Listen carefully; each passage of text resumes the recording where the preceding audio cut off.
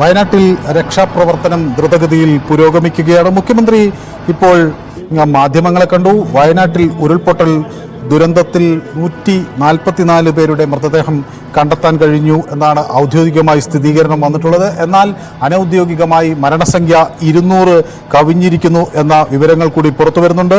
ഇപ്പോൾ ലഭ്യമായത് കണക്കുകൾ, ഔദ്യോഗികമായുള്ള കണക്കുകൾ അനുസരിച്ച് 79 പുരുഷന്മാരും 64 സ്ത്രീകളുടെയും ശരീരങ്ങളാണ് ലഭിച്ചിട്ടുള്ളത്. 191 പേരെ ഇനിയും കണ്ടെത്താനുണ്ട് എന്ന കാര്യവും മുഖ്യമന്ത്രി വ്യക്തമാക്കുന്ന 1592 പേരെ 2 ദിവസത്തിനകം രക്ഷപ്പെടുത്തി എന്നാണ് മുഖ്യമന്ത്രി വ്യക്തമാക്കുന്നത്. ചുരുങ്ങിയ സമയത്തിനുള്ളിൽ ഇത്രയും പേരെ രക്ഷപ്പെടുത്താൻ കഴിഞ്ഞത് അതിവിപുലമായ അതുപോലെ തന്നെ ഏകോപനവും അതിവിപുലമായ കൂട്ടായ്മയുടെ ഭാഗമായി ആണ് എന്ന് അദ്ദേഹം പറയുന്നത്. ദൗത്യത്തിൻ്റെ ഒരു നേട്ടമായി കൂടി വേണം ഇതിനെ കാണാൻ. 68 കുടുംബങ്ങളിലെ 206 പേരെ ആണ് ക്യാമ്പുകളിലേക്ക് മാറ്റിപ്പാർപ്പിച്ചിട്ടുള്ളത്. കുട്ടികൾ ഇതിൽ ഉൾപ്പെട്ടിരിക്കുന്നു. ക്യാമ്പുകളിൽ 43 കുട്ടികൾ ഉണ്ട് എന്ന് വ്യക്തമാക്കുന്നു. ഉരുൾപൊട്ടലിനെ തുടർന്ന് ഒറ്റപ്പെട്ടുപോയ വീടുകളിൽ നിന്ന് 1386 പേരെ രക്ഷാപ്രവർത്തനത്തിൻ്റെ ഫലമായി രക്ഷിച്ചു. അങ്ങനെ വലിയൊരു രക്ഷാ ദൗത്യമാണ് അവിടെ വയനാട്ടിൽ നടക്കുന്നത്. 82 ക്യാമ്പുകളിലായി 8107 പേരാണ് ഉള്ളത്. അതിൽ ഏറ്റവും വിഷമമുള്ളൊരു കാര്യം 19 പേർ ഗർഭിണികളാണ് എന്ന വിവരം കൂടി പുറത്തു വരുന്നു. മേപ്പാടി ക്യാമ്പിൽ ആണ് ഇവർ ഉള്ളത്. മൊത്തം 421 കുടുംബങ്ങളിലായി 1486 പേർ ഇപ്പോൾ ഇവിടെ ക്യാമ്പുകളിൽ കഴിയുന്നു. അങ്ങനെ വലിയൊരു രക്ഷാപ്രവർത്തനം ആണ് വയനാട്ടിൽ നടന്നുകൊണ്ടിരിക്കുന്നത്. റോഡ് മാർഗമുള്ള തടസ്സങ്ങൾ ഒഴിവാക്കാൻ ഉള്ള ശ്രമങ്ങൾ നടക്കുന്നു. അതുപോലെ സേനാംഗങ്ങൾ 132 സേനാംഗങ്ങൾ കൂടി ഇപ്പോൾ തിരുവനന്തപുരത്ത് നിന്ന് വയനാട്ടിലേക്ക് എത്തിയിട്ടുണ്ട്. മണ്ണിൻ്റെ അടിയിൽ മനുഷ്യ സാന്നിധ്യം കണ്ടെത്താനായുള്ള പ്രവർത്തനങ്ങൾ നടക്കുന്നു. അതിന് റിട്ടയർഡ് മേജർ ജനറൽ ഇന്ദ്രപാലിൻ്റെ സഹായം തേടിയിട്ടുണ്ട് എന്ന് മുഖ്യമന്ത്രി അറിയിക്കുന്നു. രക്ഷാപ്രവർത്തനം മുന്നോട്ട് കൊണ്ടുപോകാൻ ആവശ്യമായ ഉദ്യോഗസ്ഥരും സംവിധാനങ്ങളും ഉപകരണങ്ങളും എല്ലാം കൂടുതൽ എത്തിക്കുന്നതിനുള്ള ശ്രമങ്ങൾ നടക്കുന്നു. നിലവിൽ മുണ്ടക്കൈ ഭാഗത്ത് രക്ഷാപ്രവർത്തനത്തിനാണ് പ്രഥമ പരിഗണന നൽകുന്നത്. അട്ടമലയിലും അതുപോലെ ചൂരൽമലയിലും അവിടെയും രക്ഷാപ്രവർത്തനങ്ങൾ നടക്കുന്നുണ്ട്. ചികിത്സയും പരിചരണവും ആവശ്യമായവർക്കുള്ള മെഡിക്കൽ സംഘങ്ങൾ അങ്ങോട്ട് തിരിക്കുന്നു. പ്രേക്ഷകർക്കും ഈ ഒറ്റക്കെട്ടായിട്ടുള്ള ഈ രക്ഷാപ്രവർത്തനത്തെ സംബന്ധിച്ച് അവരുടെ അഭിപ്രായങ്ങൾ പങ്കുവെക്കുകയും ചെയ്യാം. കണ്ണൂരിൽ നിന്നുള്ള DSC ഓഫീസർമാരുടെ നേതൃത്വത്തിലുള്ള സംഘം അവിടെ എത്തിയിട്ടുണ്ട്. അതുപോലെ മനുഷ്യ സാന്നിധ്യം കണ്ടെത്താനുള്ള ശ്രമമാണ് പ്രധാനമായി ഇപ്പോൾ നടക്കേണ്ടത്. Intelligent greed object detection system ഉപയോഗിച്ച് മണ്ണിനടിയിലുള്ള മനുഷ്യ സാന്നിധ്യം കണ്ടെത്തുന്നതിനായാണ് ശ്രമിക്കുന്നത്. ഇതിനാണ് റിട്ടയർഡ് മേജർ ജനറൽ ഇന്ദ്രപാലിൻ്റെ നേതൃത്വത്തിലുള്ള സംഘത്തിൻ്റെ സഹായം തേടിയിട്ടുള്ളത്. NDRFിൻ്റെ 3 സംഘങ്ങൾ അവിടെയുണ്ട്. നേരത്തെ തന്നെ 9 സംഘങ്ങൾ അവിടെ ഉണ്ടായിരുന്നു. Madras regiment, defence service core തുടങ്ങിയവയിൽ നിന്നുള്ള സേനാ അംഗങ്ങളാണ് ഇവിടെ എത്തിയിട്ടുള്ളത്. ഡിങ്കി ബോട്ടുകൾ, വടം ഒക്കെ ഉപയോഗിച്ച് വലിയ തോതിൽ രക്ഷാപ്രവർത്തനം നടക്കുന്നു. ലോക്കൽ പോലീസും ഈ രക്ഷാപ്രവർത്തനത്തിൽ പങ്കെടുക്കുന്നു. അതുപോലെ തന്നെ പോലീസിൻ്റെ ശ്വാനസേന ഉൾപ്പെടെയുള്ള വിഭാഗങ്ങളെ രംഗത്തിറക്കി ആളുകളെ കണ്ടെത്താൻ പരമാവധിയുള്ള ശ്രമം നടക്കുകയാണ്. ഹൈ ഓൾട്ടിറ്റ്യൂഡ് ടീമും സ്പെഷ്യൽ ഓപ്പറേഷൻസ് ഗ്രൂപ്പും ഒക്കെ കേരള പോലീസിൻ്റെ ഭാഗമായുള്ള സംഘങ്ങളിലുണ്ട്. അവിടെ നിന്നുള്ള സംഘങ്ങളെ കൂടി ഇതിൽ ഇറക്കുന്നു. ഹെലികോപ്റ്ററുകൾ ഉപയോഗിച്ചുള്ള രക്ഷാപ്രവർത്തനം നടക്കുന്നുണ്ട്. അതുപോലെ തന്നെ ചൂരൽമലയിൽ താലൂക്ക് കൺട്രോൾ റൂം തുടങ്ങിയിരിക്കുന്നു. മന്ത്രിമാർ നേരിട്ട് സ്ഥലത്ത് ക്യാമ്പ് ചെയ്തുകൊണ്ടുള്ള രക്ഷാപ്രവർത്തന പരിപാടികളാണ് നടക്കുന്നത്. വനം വകുപ്പിൻ്റെയും ആരോഗ്യ വകുപ്പിൻ്റെയും റവന്യൂ വകുപ്പിൻ്റെയും തദ്ദേശ സ്വയംഭരണ വകുപ്പിൻ്റെയും ഒക്കെ സംഘങ്ങൾ വളരെ സർവ്വസജ്ജമായി തന്നെ ചൂരൽമലയിൽ അവരുടെ രക്ഷാപ്രവർത്തനങ്ങളിൽ മുഴുകിയിരിക്കുന്നു എന്ന വിവരങ്ങൾ കൂടി പുറത്തു വരുന്നു. മുണ്ടക്കൈ ചെറാട്ടുകുന്ന് കോളനിയിൽ അവിടെ 32 പേരാണ് കുടുങ്ങിക്കിടന്നത്. അതിൽ 26 പേരെ കണ്ടെത്തിക്കഴിഞ്ഞു. അവരെ രക്ഷപ്പെടുത്താനും കഴിഞ്ഞിട്ടുണ്ട്. ഇപ്പോൾ പ്രേക്ഷകരും അവരുടെ ഈ സംഭവത്തെ സംബന്ധിച്ചുള്ള അഭിപ്രായങ്ങളുമായി നമുക്കൊപ്പം ചേരുന്നുണ്ട്. ശ്രീധരൻ ആണ് കോഴിക്കോട് നിന്ന് നമുക്കൊപ്പം ചേരുന്നത്. ശ്രീധരൻ, ഒറ്റക്കെട്ടായ ഒരു രക്ഷാപ്രവർത്തനം വേണം എന്ന് മുഖ്യമന്ത്രി ആവശ്യപ്പെടുന്നു. കേരളം ഇതിനു മുൻപ് ഇത് പലതവണ കാണിച്ചിട്ടുള്ളതാണ്. അപ്പോൾ സ്വാഭാവികമായും ഒരു മനസ്സോടുകൂടി ഒന്നിച്ചു പോകാൻ കേരളത്തിന് കഴിയുന്നു എന്നല്ലേ നമ്മൾ ഈ ദൃശ്യങ്ങളിൽ നിന്ന് കാണുന്നത്? കേരളത്തിന്റെ പൊതുവായിട്ടുള്ളൊരു സ്വഭാവം അങ്ങനെയാണ്. ഈ ഘട്ടത്തിൽ മാത്രമല്ല, മറ്റേതൊരു സ്റ്റേറ്റിനെയും തട്ടിച്ചു നോക്കുന്ന സമയത്ത് ജനങ്ങൾ ഒറ്റക്കെട്ടായിട്ടാണ്, എല്ലാം മറന്നുകൊണ്ട് ഒറ്റക്കെട്ടായിട്ടാണ് പ്രവർത്തിക്കാറ്. പക്ഷേ ഇവിടെ ശ്രദ്ധിക്കപ്പെടേണ്ട ചില കാര്യങ്ങളുണ്ട്. നമ്മുടെ ഈ രക്ഷാപ്രവർത്തകർക്ക് ആവശ്യമായിട്ടുള്ള വെള്ളവും ഭക്ഷണവും എത്തുന്നില്ല എന്ന ദയനീയമായിട്ടുള്ള ഒരു റിപ്പോർട്ട് കേൾക്കുന്നു. രാവിലെ മുതൽ ഇത്ര നേരവും തുടർച്ചയായി കഷ്ടപ്പെടുന്ന, ഒരു പ്രതിഫലവും ആഗ്രഹിക്കാതെ കഷ്ടപ്പെടുന്ന സാധാരണക്കാരായിട്ടുള്ള രക്ഷാപ്രവർത്തകരും മറ്റു ഉദ്യോഗസ്ഥരും അവർക്ക് ആവശ്യമായിട്ടുള്ള എല്ലാവിധ സഹായങ്ങളും പ്രത്യേകിച്ച് ഭക്ഷണവും വെള്ളവും എത്തിക്കാൻ പ്രത്യേകം ശ്രദ്ധിക്കണം. അത് ജനങ്ങളെ അങ്ങോട്ട് കടത്തിവിടാത്തത് തെറ്റല്ല, പക്ഷേ അതിന് പകരം സർക്കാർ ആവശ്യമായ സംവിധാനം, പോലീസ് ആവശ്യമായ സംവിധാനം നടത്തണമെന്നാണ് ഇപ്പൊ എനിക്ക് പറയാനുള്ളത്. യെസ്, വളരെ വ്യക്തമാണ്. ഏതായാലും പക്ഷേ അവിടെ എത്തുന്നവർക്കെല്ലാം പരമാവധി സഹായങ്ങൾ ചെയ്യുന്നുണ്ട് എന്നുള്ള വിവരങ്ങളാണ് അവിടുന്ന് പുറത്തു വരുന്നത്. ഒപ്പം തന്നെ എല്ലാവരെയും അങ്ങോട്ടേക്ക് കടത്തിവിടാനും ഭക്ഷണവുമായി നിരവധി പേർ സഹായ ഹസ്തങ്ങളുമായൊക്കെ അവിടേക്ക് എത്തുന്നുണ്ട്. പക്ഷെ അവരെല്ലാം ഈ ചൂരൽമലയിലേക്ക് കടത്തിവിടൽ എളുപ്പമല്ല, മുണ്ടക്കൈയിലേക്ക് കടത്തിവിടൽ എളുപ്പമല്ല. അതുകൊണ്ട് തന്നെ അവർക്ക് അത് ഒരു സിംഗിൾ പോയിന്റിൽ അവിടെ കൊണ്ടുപോയി ഏകജാലകം പോലെ ഒരു സംവിധാനം ഒരുക്കി അവിടെ അവർക്ക് ഈ ഭക്ഷണവും സഹായങ്ങളും നൽകാൻ ഒക്കെയുള്ള സംവിധാനം ഒരുക്കുന്ന നടപടികളാണ് പുരോഗമിക്കുന്നത് എന്നാണ് റവന്യൂ മന്ത്രി രാജൻ വ്യക്തമാക്കുകയും ചെയ്യുന്നത്. ഏതായാലും പ്രേക്ഷകർക്ക് അവരുടെ അഭിപ്രായങ്ങൾ കൂടുതൽ ഈ ഘട്ടത്തിൽ ന്യൂസ് 18-ലൂടെ പങ്കുവയ്ക്കാം. ഒപ്പം അവിടെ നിന്ന് ഉള്ള നമ്മുടെ ഈ ദൗത്യ സംഘത്തിന് സമീപത്തൊക്കെയുള്ള പ്രദേശങ്ങളിൽ നിന്നുള്ള ആളുകൾക്ക് അവരുടെ ഇത് സംബന്ധിച്ചുള്ള വിവരങ്ങൾ, അതുപോലെ ഇതുപോലെ ഈ ദൗത്യ സംഘത്തിനെ സഹായിക്കുന്ന തരത്തിലുള്ള വിവരങ്ങൾ ഒക്കെ ന്യൂസ് 18-ലൂടെ പങ്കുവയ്ക്കാം. ഏതായാലും ഈ വലിയ ഒരു മേഖല ഈ ആരോഗ്യ മേഖലയാണ് അവിടെ. കാരണം ഇപ്പോൾ ഏറ്റവും അധികം ശ്രദ്ധ വേണ്ടത് ഈ ആരോഗ്യ മേഖലയിൽ ആണ്. അതിനുവേണ്ടുള്ള ഒരു നടപടിക്രമങ്ങൾ ആരംഭിച്ചിട്ടുണ്ട് എന്നാണ്.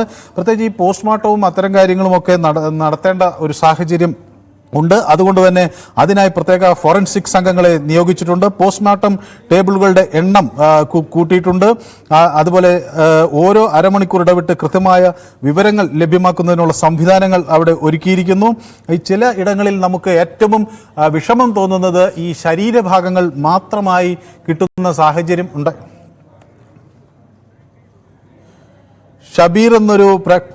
കബീർ എന്നൊരു പ്രേക്ഷകൻ കൂടി നമുക്കൊപ്പം ചേരുന്നു. ശ്രീ കബീർ നെടുമ്പാശ്ശേരിയിൽ നിന്നാണ് വിളിക്കുന്നത്. വലിയ ഒരു രക്ഷാദൗത്യം വയനാട്ടിൽ പുരോഗമിക്കുന്നു. ശ്രീ കബീർ, എന്താണ് ഈ ഘട്ടത്തിൽ ഇതേ സംബന്ധിച്ച് പറയാനുള്ളത്? ഹലോ, നമ്മുടെ കഴിഞ്ഞ 2012 പ്രളയത്തിൽ നമ്മൾ കേരള ജനത ഒന്നടങ്കം പരിശ്രമിച്ചതിന്റെ ഫലമായിട്ടാണ് ജീവനൊന്നും നഷ്ടപ്പെടാതെ നമ്മൾ അതിൽ അതിജീവിച്ചത്. ഇത്തവണ അത് കണ്ടുകൊണ്ടിരിക്കുമ്പോൾ സത്യത്തിൽ നെഞ്ചു പൊട്ടിപ്പോകുന്നു. ഞങ്ങൾക്കൊന്നും അവിടെ എത്തി വന്ന് അവിടെ രക്ഷാപ്രവർത്തനം നടത്താൻ പറ്റുന്നില്ലല്ലോ എന്ന് ഓർക്കുമ്പോൾ സങ്കടമുണ്ട്. സ്വാഭാവികമായും ഇതൊരു ചെറിയ സ്ഥലമായതുകൊണ്ടും അവിടെ അതിന് കൃത്യമായ പരിശീലനം ലഭിച്ച ആളുകളെ രംഗത്തിറക്കേണ്ടതിൻ്റെ ഒരു ആവശ്യം കൊണ്ടും കൂടുതൽ വണ്ടികൾ അങ്ങോട്ട് കടത്തിവിടാനുള്ള പ്രായോഗിക പ്രയാസവും ഒക്കെ ഒരു വശത്തുണ്ട്. യെസ്, കബീറാണ് നെടുമ്പാശ്ശേരിയിൽ നിന്ന് നമുക്കൊപ്പം ചേർന്നത്. മൃദുല എന്നൊരു പ്രേക്ഷക കൂടി നമുക്കൊപ്പം ചേരുന്നു. മൃദുല, ഈ കേരളം ഒരു മനസ്സോടുകൂടി ഈ രംഗത്ത് ഇറങ്ങിയിരിക്കുന്നു. കേരളം ഒറ്റക്കെട്ടായി ഈ വിഷയത്തിൽ അവരുടെ ദൗത്യം മുന്നോട്ട് കൊണ്ടുപോകുന്നു. എങ്ങനെ തോന്നുന്നു ശ്രീ മൃദുല, ഈ സാഹചര്യം എത്രമാത്രം നിർണായകമാണ്? നമ്മുടെ നാടല്ലെങ്കിലും കേരളം അങ്ങനെയാണ്. ഇപ്പൊ നമ്മളൊരു അപകടം വന്നു കഴിഞ്ഞാൽ രാഷ്ട്രീയം നോക്കാതെ, ജാതി നോക്കാതെ, മതം നോക്കാതെ ഒറ്റക്കെട്ടായിട്ട് അതിനെ നേരിടും. അത് നമ്മൾ ഇത്ര ആളും കണ്ടേക്കണ കാര്യമാണ്. പക്ഷെ ഒരു കാര്യം എനിക്ക് പറയാനുള്ളതെന്ന് വെച്ച് കഴിഞ്ഞാൽ, എത്രയോ വർഷമായിട്ട് നമ്മൾ ഇതുപോലെ മഴ വരുമ്പോൾ ഉരുൾപൊട്ടലുള്ളടത്തുനിന്ന് ആൾക്കാരെ മാറ്റി താമസിക്കാൻ പറഞ്ഞിട്ട് കാലങ്ങളായി. ഇത് ഉണ്ടായി കഴിയുമ്പോഴാണ് എല്ലാ മന്ത്രിമാരും എല്ലാവരും ഒറ്റപ്പാടും ഉണ്ടാക്കണം. ഇത് ഉണ്ടാവാണ്ട് നോക്കേണ്ടതല്ലേ കാര്യം. ഇപ്പൊ ഇത്ര ദിവസം മഴ പെയ്തപ്പോ അവിടെയൊക്കെ നല്ല മലയുള്ള സ്ഥലമല്ലേ, ഉരുൾപൊട്ടൽ ഉണ്ടാവും അറിയാം. ആ സ്ഥലത്തു നിന്നുള്ളവരൊക്കെ മാറ്റി പാർപ്പിച്ചിട്ട് അവിടെ എല്ലാവരും ഇത്രയും ജീവനുകൾ പോകില്ലല്ലോ. തൊട്ടടുത്തല്ലേ ഇന്നാളും ഉരുൾപൊട്ടിയത്, അതിന് തൊട്ടടുത്തല്ലേ. ഇതൊക്കെ നമ്മൾ എന്നാ മനസ്സിലാക്കണേ? ഇതിനൊരു പരിഹാരം ചെയ്യാണ്ട് കുറെ പേര് മരിച്ചവരെ എല്ലാവരും ഒറ്റക്കെട്ട് മന്ത്രിമാരും അവരൊക്കെ പറയും. കേന്ദ്രത്തിൽ നിന്ന് പറഞ്ഞിരുന്നാണ് എല്ലാവരും കാലാവസ്ഥ പ്രശ്നമാണ്, എല്ലാവരും മാറ്റി പാർപ്പിക്കണമെന്ന് ഞങ്ങൾ കേരള TV-യിൽ. അപ്പൊ ഇതൊന്നും കാണാനായിട്ട് ഇവിടെ ഉള്ളവർക്ക് കണ്ണില്ലേ? എന്നിട്ട് മരിച്ചു കഴിയുമ്പോ ഇവരൊക്കെ കണ്ണീര് കണ്ടിട്ട് കുറെ കരഞ്ഞിട്ടെന്താ കാര്യം? ഒരു കാര്യമില്ല.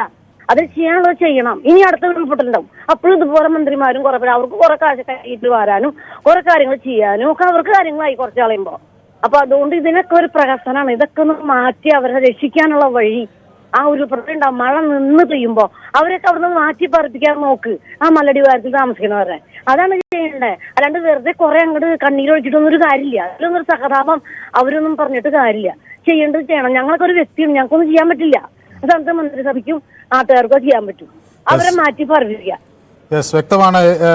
ശ്രീമതി മൃദുല പറഞ്ഞതിൽ ഒരു കാര്യം വളരെ പ്രധാനപ്പെട്ടതാണ്. കാരണം ഇത്തരം സാഹചര്യങ്ങളിൽ എന്തെങ്കിലും തരത്തിൽ സംശയങ്ങൾ തോന്നുന്നവർ എത്രയും പെട്ടെന്ന് അവരുടെ സ്ഥലങ്ങളിൽ നിന്ന് മാറി താമസിക്കാനുള്ള സന്നദ്ധ പ്രകടിപ്പിക്കണം. എല്ലാ മഴക്കാലത്തും ദുരന്ത നിവാരണ അതോറിറ്റിയും അതുപോലെ ജില്ലാ ഭരണകൂടവും ഒക്കെ ആളുകളെ പുഴയോരത്ത് താമസിക്കുന്നവരെ, വലിയ കുന്നിന് സമീപത്തായി താമസിക്കുന്നവരോടൊക്കെ ഒരു മുൻകരുതൽ എന്ന തരത്തിൽ അവിടുത്തെ രക്ഷാ ക്യാമ്പുകളിലേക്ക് മാറാൻ, ദുരിതാശ്വാസ ക്യാമ്പുകളിലേക്ക് മാറാൻ നിർദ്ദേശിക്കുന്നുണ്ട്. ചിലപ്പോഴൊക്കെ ആളുകൾ തങ്ങൾക്കൊന്നും വരില്ല എന്ന ആത്മവിശ്വാസം കൊണ്ട് അവിടെ തന്നെ തുടരുന്നൊരു സാഹചര്യം ഉണ്ടാകും. അപ്പോൾ അങ്ങനെയുള്ള ഘട്ടങ്ങളിൽ അധികൃതർ പറയുന്നത് അനുസരിക്കാൻ ഒക്കെ പെട്ടെന്ന് ആളുകൾ തയ്യാറാകേണ്ടത് ഉണ്ട്. അത് ഇനിയും നമ്മൾ ആ വിഷയത്തിൽ ഗൗരവത്തോടു കൂടി കാണേണ്ടതുണ്ട്. ഏതായാലും ഈ എല്ലാ ക്യാമ്പുകളിലും ആളുകൾക്ക് മാനസിക പിന്തുണയൊക്കെ നൽകാനുള്ള ശ്രമങ്ങൾ നടക്കുന്നു എന്നാണ് സർക്കാർ അറിയിക്കുന്നത്. വീടുകളിൽ കഴിയുന്നവരെയും നേരിട്ട് സന്ദർശിച്ച് അവർക്കും മാനസിക പിന്തുണ ഉറപ്പാക്കാൻ ആരോഗ്യവകുപ്പ് രംഗത്തെത്തിയിട്ടുണ്ട് എന്ന് സർക്കാർ വ്യക്തമാക്കുന്നു. അതുപോലെ ഈ സ്റ്റേറ്റ് കൺട്രോൾ റൂം പ്രവർത്തനം അത് 24 മണിക്കൂറും തുടരുന്നുണ്ട്. കോഴിക്കോട്, കണ്ണൂർ, തൃശൂർ മെഡിക്കൽ കോളേജുകളിൽ നിന്നുള്ള ടീം ഒക്കെ വയനാട്ടിലേക്ക് എത്തിയിട്ടുണ്ട്. അതുപോലെ സർജറി, ഓർത്തോപെഡിക്, അതുപോലെ കാർഡിയോളജി, സൈക്കാട്രി, ഫോറൻസിക് വിഭാഗങ്ങളിൽ ഉള്ള ഡോക്ടർമാർ എല്ലാം രംഗത്തേക്ക് ശക്തമായി തന്നെ ഇറങ്ങിയിട്ടുണ്ട്. നഴ്സുമാരുടെ സംഘം, അവരുടെ വലിയ പ്രവർത്തനം ഈ ഘട്ടത്തിൽ ശ്രദ്ധേയമാണ്. അതുപോലെ തന്നെ സ്വകാര്യ മേഖലയിൽ നിന്ന് പോലും ഡോക്ടർമാരുടെയും നഴ്സുമാരുടെയും ഒക്കെ സേവനം സർക്കാർ ആവശ്യപ്പെടുന്നുണ്ട്. അവരൊക്കെ ഈ രംഗത്തേക്ക് വരുന്നു എന്ന ആശ്വാസകരമായ വിവരമാണ് നമുക്ക് ലഭിക്കുന്നത്. ദേവ്കുമാർ എന്നൊരു പ്രേക്ഷകൻ കൂടി നമുക്കൊപ്പം ചേരുന്നു തിരുവനന്തപുരത്ത് നിന്ന്. ദേവ്കുമാർ, ഈ രക്ഷാദൗത്യത്തിൽ നമ്മൾ ഒറ്റക്കെട്ടായി നീങ്ങുന്നു. ആദ്യഘട്ടത്തിൽ തന്നെ നമുക്ക് വളരെ പെട്ടെന്ന് ദ്രുതഗതിയിൽ ഇതൊക്കെ ആരംഭിക്കാൻ കഴിഞ്ഞു എന്നത് മരണസംഖ്യ തടയുന്നതിനൊക്കെ നമുക്ക് കഴിഞ്ഞു. 1500-ലധികം പേരെ നമുക്ക് അവിടുന്ന് രക്ഷപ്പെടുത്താൻ കഴിഞ്ഞു. പക്ഷേ എങ്കിലും മരണസംഖ്യ 200 കടക്കുന്നു എന്നത് നമ്മളെ ആശങ്കപ്പെടുത്തുകയും ചെയ്യുന്നു, അല്ലേ? അതെ സാറേ, നമസ്കാരം സാറേ. നമസ്കാരം. ഇത് കഴിഞ്ഞ പ്രളയ സമയത്തും കേന്ദ്രം മുന്നറിയിപ്പ് കൊടുത്തു എന്ന് പറയുന്നു, ഇത്തവണയും മുന്നറിയിപ്പ് കൊടുത്തു എന്ന് പറയുന്നു. ഇതിലെന്താണ് സത്യാവസ്ഥ എന്ന് അറിഞ്ഞോളാം. പോട്ടെ, അവിടെ നടന്ന സംഭവം അതീവ ദുഃഖകരമാണ്. എന്നാലും ചിലത് പറയാതിരിക്കാൻ പറ്റില്ല. അവിടുന്നുള്ള വരവനുസരിച്ച് ആഹാരമില്ല, വെള്ളമില്ല, JCB ഒന്നേ ഉള്ളൂ, ഹിന്ദുസ്ഥാൻ ആൾക്കാർ ഒരു ഓഫീസറേ ഉള്ളൂ എന്നൊക്കെയാണ് അവിടുന്ന് പറഞ്ഞ വാർത്തകൾ. ഇതൊക്കെ ഇവിടെ വേഗം ചെയ്തു കൊടുക്കത്തക്ക കേസല്ലേ ഉള്ളൂ. കൂടാതെ ഈ രക്ഷാപ്രവർത്തകർക്ക് പെട്ടെന്ന് ബോഡി വിട്ടുകിട്ടിയാലേ അടക്കാൻ പറ്റുള്ളൂ എന്ന് മരണപ്പെട്ടവരുടെ കുടുംബക്കാർ പറയുന്ന നമ്മൾ ചാനൽ വഴി കേൾക്കുന്നുണ്ട്. മന്ത്രിമാർക്ക് പോകാൻ വേണ്ടി രക്ഷാപ്രവർത്തകരുടെ ബൊമ്മട്ടിയും കയറും ഒക്കെ കൊണ്ടുവന്ന വാഹനം അവിടെ പിടിച്ചിട്ടിരിക്കുകയായിട്ട് മന്ത്രിമാർക്ക് പോകാൻ വേണ്ടി എന്ന് പറയുന്നു. ഇതൊക്കെ ചാനൽ വഴി അറിയുന്നതാണ്. ഇതൊക്കെ വളരെ കഷ്ടമാണ് സാറേ. ഇത് കുറ്റം പറയല്ല. ഇവിടുത്തെ നമ്മൾ DYFI ചുടക്കുട്ടന്മാരുണ്ടല്ലോ, അവർ ഇവിടുത്തെ എന്തൊരു ധർണ നടത്തി ഇതിനൊരു പരിഹാരം കാണേണ്ടതാണ് എന്നാണ് എനിക്ക് പറയാനുള്ളത്. പക്ഷെ ഞാൻ കുറ്റം പറഞ്ഞതല്ല, ഇപ്പൊ ഈ കണ്ടിടത്തോളം പറഞ്ഞതാണ് സാറേ. യെസ്, ഏതായാലും കേന്ദ്ര സർക്കാരിന്റെ അത്തരം ഒരു ആരോപണം നേരത്തെ തന്നെ ഇങ്ങനെ മുൻകൂട്ടി കേരളത്തെ ഈ വിവരങ്ങൾ അറിയിച്ചിരിക്കുന്നു എന്നൊരു ആരോപണം ഇന്ന് കേന്ദ്രമന്ത്രി അമിത്ഷാ തന്നെ രാജ്യസഭയിൽ വ്യക്തമാക്കുകയും ചെയ്തു. വിഷയം ചർച്ചയ്ക്കെടുത്തപ്പോഴായിരുന്നു അമിത്ഷാ ആ നിലപാട് വ്യക്തമാക്കിയത്. എന്നാൽ അങ്ങനെയല്ല സാഹചര്യം എന്ന് മുഖ്യമന്ത്രി പിന്നീട് വിശദീകരിച്ചു.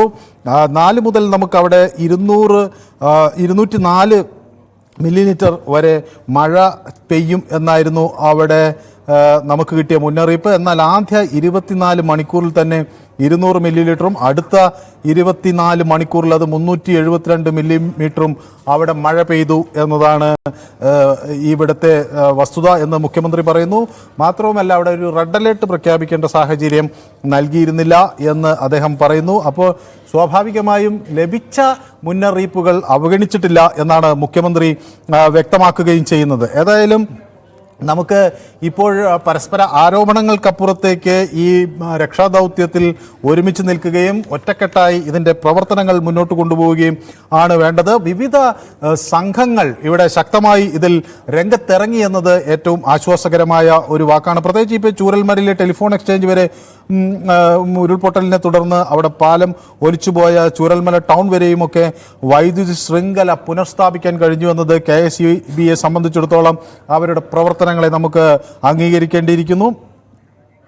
ഷാജി എന്നൊരു പ്രേക്ഷകൻ കൂടി നമുക്കൊപ്പം ചേരുന്നു കളമശ്ശേരിയിൽ നിന്ന്. ശ്രീ ഷാജി എങ്ങനെ വിലയിരുത്തുന്നു ഈ രക്ഷാ ദൗത്യത്തെ? നമുക്ക് ഒറ്റക്കെട്ടായി നീങ്ങാൻ കഴിഞ്ഞിട്ടില്ലേ? സാറേ, ഞാൻ ഞാനിപ്പോ മുഖ്യമന്ത്രിയുടെ പത്രസമ്മേളനം കണ്ടായിരുന്നു. അതിനകത്ത് മുഖ്യമന്ത്രി പറഞ്ഞത് നമ്മൾ പുറത്തുനിന്ന് ഒരു സാധനം കളക്ട് ചെയ്ത് അവിടെ കൊടുക്കണ്ട, അത് കൊടുക്കേണ്ട ഇപ്പൊ ആവശ്യം വന്നില്ല എന്ന് പറഞ്ഞു. ശരിക്കും രാവിലെ നമ്മൾ കാണുമ്പോൾ അവിടെ വെള്ളമില്ല, ഭക്ഷണമില്ല എന്ന് പറഞ്ഞാൽ എല്ലാ ചാനലിലും കാണുന്നുണ്ട്. പിന്നെ എന്തുകൊണ്ട് മുഖ്യമന്ത്രി ഇങ്ങനെ പറയുന്നത് ഞാൻ മനസ്സിലായില്ല. ആളുകൾ വണ്ടിയുമായി പെട്ടെന്ന് അവിടേക്ക് ചെന്നാൽ അത് മൊത്തം അവിടെ ബ്ലോക്ക് ആകുമെന്നുള്ള ഒരു സാഹചര്യം, അതൊരു വലിയ പ്രതിസന്ധിയാണ്. കാരണം അത് ഒരു ദുരന്ത മേഖലയാണ്, വഴികൾ പലതും തകർന്നിരിക്കുകയാണ്, കൂടുതൽ മണ്ണിടിച്ചൽ ഇനിയും ഉണ്ടാകാനുള്ള സാധ്യതയുണ്ട്. അപ്പോൾ അവിടേക്ക് അനിയന്ത്രിതമായി ആളുകളെ കടത്തിവിട്ടാൽ അതൊരു പ്രയാസം സൃഷ്ടിക്കും. അപ്പോൾ റവന്യൂ വകുപ്പ് പദ്ധതിയിടുന്നത് ഒരു ഏകജാലക സംവിധാനം ഒരുക്കുക എന്നതാണ്. അവിടെ കുറേ അപ്പുറത്ത് മാറി, ഈ സ്ഥലത്തിന് അപ്പുറത്ത് മാറി ഒരു സ്ഥലത്ത് ഈ ഫുഡും അതുപോലെ വെള്ളവും ഭക്ഷണവും ഒക്കെ കളക്ട് ചെയ്യാനുള്ള ഒരു സ്ഥലം ഒരുക്കുക. പിന്നെ അവിടുന്ന് ഒരു വണ്ടിയിൽ ഒറ്റയ്ക്ക് ഇത് ഇങ്ങോട്ടേക്ക് കൊണ്ടുവരാൻ കഴിയുമോ എന്ന് പരിശോധിക്കുക. അതാണ് ഇപ്പോൾ ഏറ്റവും പ്രായോഗികമായ ഒരു കാര്യമായി പറയുന്നത്. അപ്പോൾ അതാണ് ശരിയെന്നാണ് ഞാൻ കരുതുന്നത്. അല്ല, നമ്മളിപ്പോ തൽക്കാലം ഒന്നും കളക്ട് ചെയ്യേണ്ട ആവശ്യമില്ലല്ലോ ഇപ്പൊ. അല്ല, കളക്ട് ചെയ്യണം. അവിടെ അതിനൊരു സംവിധാനം അതിൻ്റെ പുറത്ത്, അതായത് അത് എത്തുന്നതിന് മുൻപേ അത് അവിടുന്ന് വാങ്ങിക്കാനുള്ളൊരു സംവിധാനം ഒരുക്കും എന്നതാണ് സർക്കാർ വ്യക്തമാക്കുന്നത്. ആളുകളെ സഹായിക്കാതിരിക്കണം എന്നല്ല അത് പറയുന്നത്. അത് ഈ ദുരന്ത ഭൂമിയിലേക്ക് നേരിട്ട് കൊണ്ടുവന്ന ആളുകൾ വിതരണം ചെയ്യുന്നതിന് പകരം അത് ഒരു ഏകജാലക സംവിധാനം വഴി അവിടെ നിന്ന് ഒരു സർക്കാർ കേന്ദ്രത്തിൽ അത് സ്വീകരിക്കുകയും പിന്നീട് അത് ആവശ്യക്കാരിലേക്ക് എത്തിക്കുകയും ചെയ്യുന്ന ഒരു രീതി ഉണ്ടാകുമെന്നാണ് റവന്യൂ മന്ത്രി വ്യക്തമാക്കിയത്. യെസ്, ഷാജി ആണ് വിളിച്ചത്. ശ്രീ ഡേവിഡ് നമുക്കൊപ്പം ചേരുന്നു. ശ്രീ ഡേവിഡ്, ഒരു വലിയ ഒരു ദൗത്യമാണ് നമ്മൾ ഏറ്റെടുത്തിരിക്കുന്നത്. ഒട്ടനവധി പോരായ്മകൾ ഉണ്ടാകാം, അത് ഇതുപോലത്തെ ഒരു സാഹചര്യത്തിൽ ഒട്ടനവധി പോരായ്മകൾ ഉണ്ടാകാം. പക്ഷേ എങ്കിലും ഒരു വലിയ ശതമാനം വരെ നമുക്ക് വിജയിക്കാൻ കഴിഞ്ഞു എന്ന് വേണ്ടേ ഈ രക്ഷാദൗത്യത്തിൽ നിന്ന് മനസ്സിലാക്കാൻ?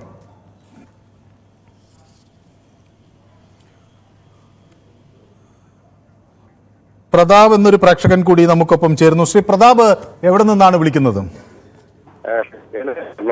വിളിക്കുന്നത് എനിക്ക് രണ്ട് കാര്യമാണ് പറയാനുള്ളത്. നമ്മുടെ ഇപ്പൊ അവിടെയുള്ള രക്ഷാപ്രവർത്തകര് ചെയ്യുന്ന ജോലി കണ്ടിട്ട് അവിടെ ഇനിയും അതുണ്ടാവാനുള്ള ചാൻസസ് കൂടുതലാണെന്നാണ് എല്ലാ മാധ്യമങ്ങളും പറയുന്നത്. അപ്പം അവരുടെ ഒരു സേഫ്നെസ് കൂടെ എല്ലാവരും നോക്കണ്ടേ? അവരുടെ ഒരു സേഫ്റ്റിയും കൂടെ നോക്കുന്ന രീതിയിൽ പ്രവർത്തനങ്ങൾ മുന്നോട്ട് കൊണ്ടുവന്നു പറയാനുള്ളത്. പിന്നെ ഒരു കാര്യം കൂടെ പറയാനുള്ളത്, ഇവിടെ ഈ ഹൈവേയുടെ മണ്ണെടുപ്പിനായിട്ട് പല സ്ഥലങ്ങളിലും ജിയോളജിക്കൽ സർവേ ആ നോക്കാതെ, എന്ന് വെച്ചാൽ മണ്ണെടുക്കുന്ന ആ ഒരു ഭാഗങ്ങൾ നോക്കാതാണ് പല ഭാഗങ്ങളിലും ഇപ്പൊ പെർമിഷൻ കൊടുത്തിരിക്കുന്നത്. ഇതെല്ലാം വലിയ ദുരന്തങ്ങൾ വിളിച്ചു വരുത്തും എന്ന ഓർമ്മപ്പെടുത്തൽ കൂടി അവർക്ക് ഈ ഘട്ടത്തിൽ ഉണ്ടാകണം എന്നാണ് ശ്രീ പ്രതാപ് പറയുന്നത്. അത് വ്യക്തമാണ്. കാരണം പലയിടത്തും മണ്ണെടുത്ത് വെച്ച രീതി കണ്ടാൽ അത് ഒരു അപകടം വിളിച്ചു വരുത്തുന്നതല്ലേ എന്ന സംശയം നമുക്കുണ്ടാകും.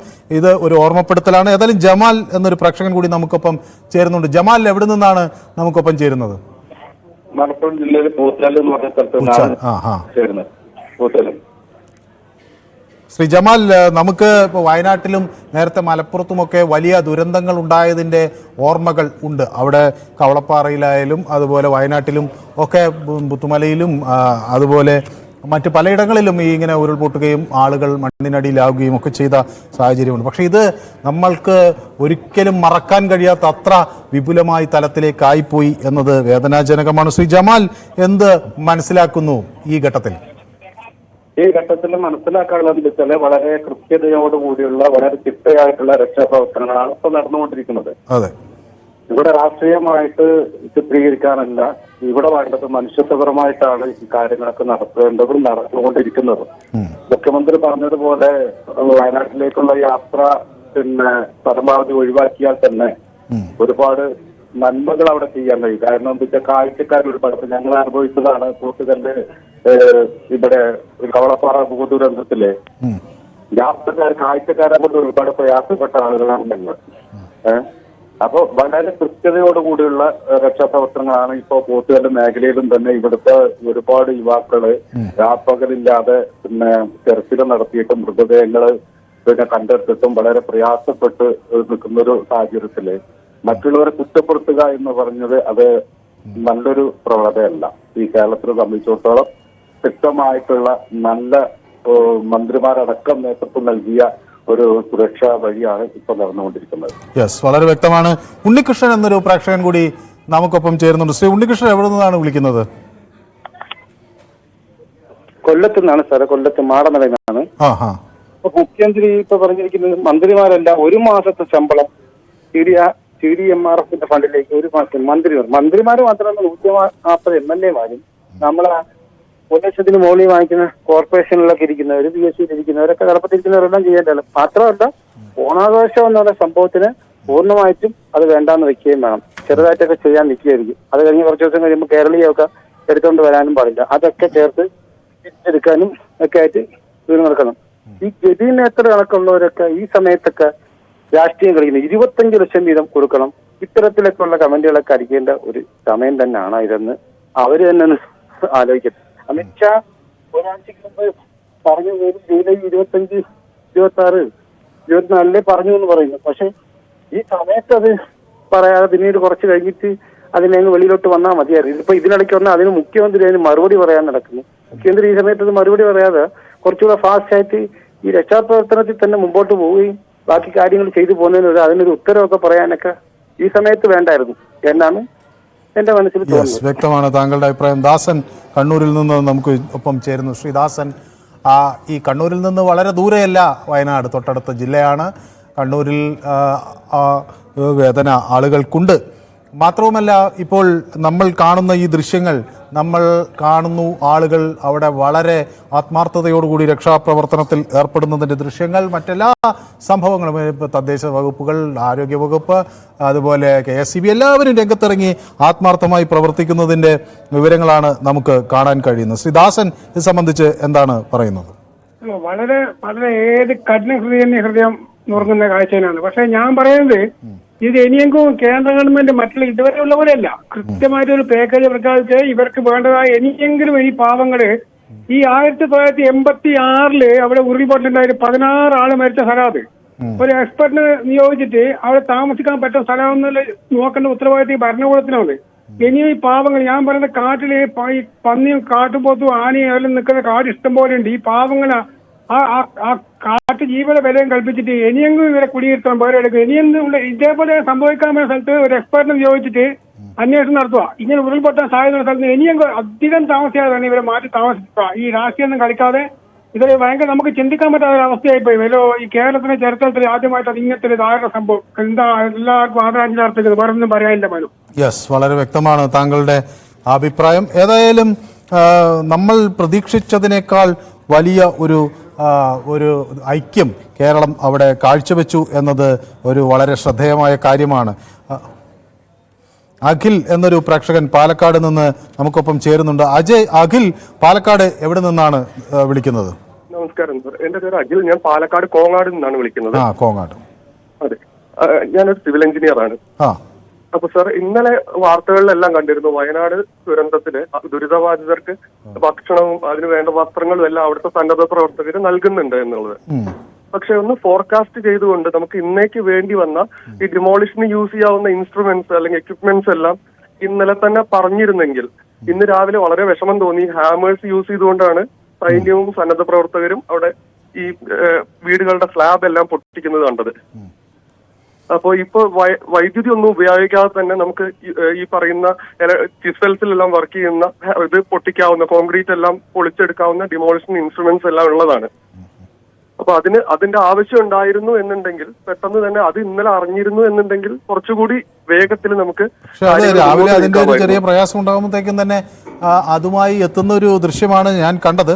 ഏതായാലും അത് ആദ്യഘട്ടത്തിൽ ഇത് പൊളിക്കുന്നതിന് മുമ്പ് ആളുകളെ, അവിടെ കുടുങ്ങിക്കിടന്നവരെയും ജീവനുള്ളവരെയും പെട്ടെന്ന് രക്ഷിക്കാനുള്ള ശ്രമങ്ങൾ നടന്നു എന്നതും കൂടി നമ്മൾ കാണണം. ഏതായാലും ഇതൊക്കെ പെട്ടെന്ന് കൂടി കുറച്ചുകൂടി വേഗത്തിൽ നമുക്ക് ഇനി ചെയ്യേണ്ടതായിരുന്നു എന്ന അഭിപ്രായം ഷിനോജ് ഉണ്ട് എന്ന് ഞാൻ വിശ്വസിക്കുന്നു. ഏതായാലും വളരെ നന്ദി അവിടെ നിന്ന് വിളിക്കുകയും അഖിൽ ഈ അഭിപ്രായം പങ്കുവയ്ക്കുകയും ചെയ്തത്.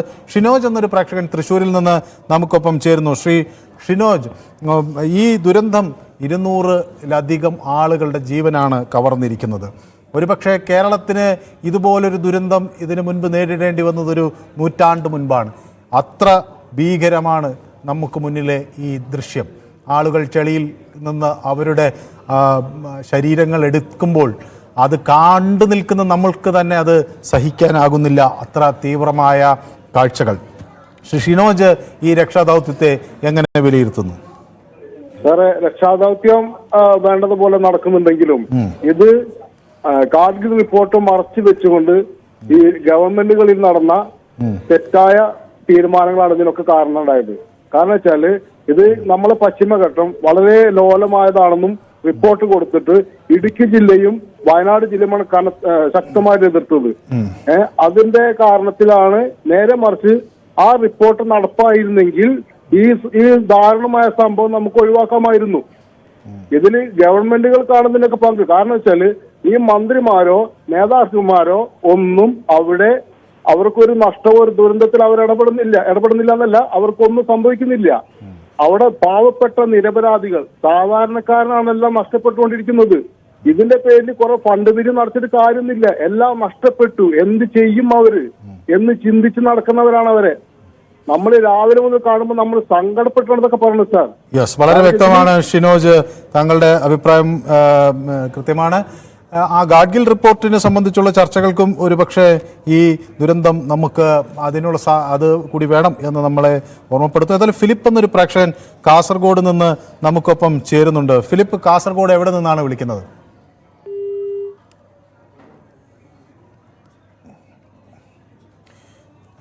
ചേർത്തലയിൽ നിന്നൊരു പ്രേക്ഷകൻ നമുക്കൊപ്പം ചേരുന്നുണ്ട്. വിധു എന്നാണോ പേര് പറഞ്ഞത്? വിധു, കേൾക്കാമോ? അതെ, വിധു എന്നാണ്, ചേർത്തല വിധു. ശ്രീ വിധു, എങ്ങനെ ഈ രക്ഷാപ്രവർത്തനത്തെ വിലയിരുത്തുന്നു? ഇത് ഒറ്റക്കെട്ടായി കേരളം ഒരു മനസ്സോടുകൂടി ചെയ്യുന്ന ഒരു രക്ഷാപ്രവർത്തനം തന്നെയല്ലേ? അതൊക്കെ രക്ഷാപ്രവർത്തനമൊക്കെ നല്ല രീതിയിൽ തന്നെ. ഈ സമയത്ത് നമ്മൾ അതിനെ വിമർശിക്കുന്നില്ല. പക്ഷെ ഒരു കാര്യമുണ്ട്, ഞാൻ രാവിലെ ഇന്നലെ തൊട്ട് ഈ ചാനൽ കാണുന്നതാണ്. അതിൽ രക്ഷാപ്രവർത്തകർക്ക് വെള്ളം, ഭക്ഷണം, ഇപ്പൊ മുഖ്യമന്ത്രി ഇപ്പൊ വാർത്താ സമ്മേളനത്തിൽ പറഞ്ഞ അവിടെ എല്ലാം സജ്ജമാണെന്ന്. അവര് തന്നെ ആവശ്യപ്പെടുന്നത്, ചാനലുകാരോട് ആവശ്യപ്പെടുന്നത് ഞാൻ കേട്ടതാണ്, വെള്ളമില്ല, ഞങ്ങൾക്ക് വെള്ളമില്ല, ഭക്ഷണം കിട്ടിയിട്ടില്ല എന്ന് പറയുന്നത് കേട്ടാണ്. അപ്പൊ ആദ്യം അവർക്ക് വേണ്ട സജ്ജീകരണങ്ങൾ എത്തിച്ചു കൊടുക്കുക. ഒരു ആ കോൺക്രീറ്റ് പൊട്ടിക്കുന്നത് കണ്ടായിരുന്നു, അവർ കൂളം വെച്ചടിക്കുകയാണ്. അതിലൊരു നമ്മുടെ സംസ്ഥാനത്തിന് അത് കട്ട് ചെയ്യാനുള്ള ഒരു മാർഗം എത്ര സമയം കഴിഞ്ഞിട്ടാണ് അവിടെ വന്നത്.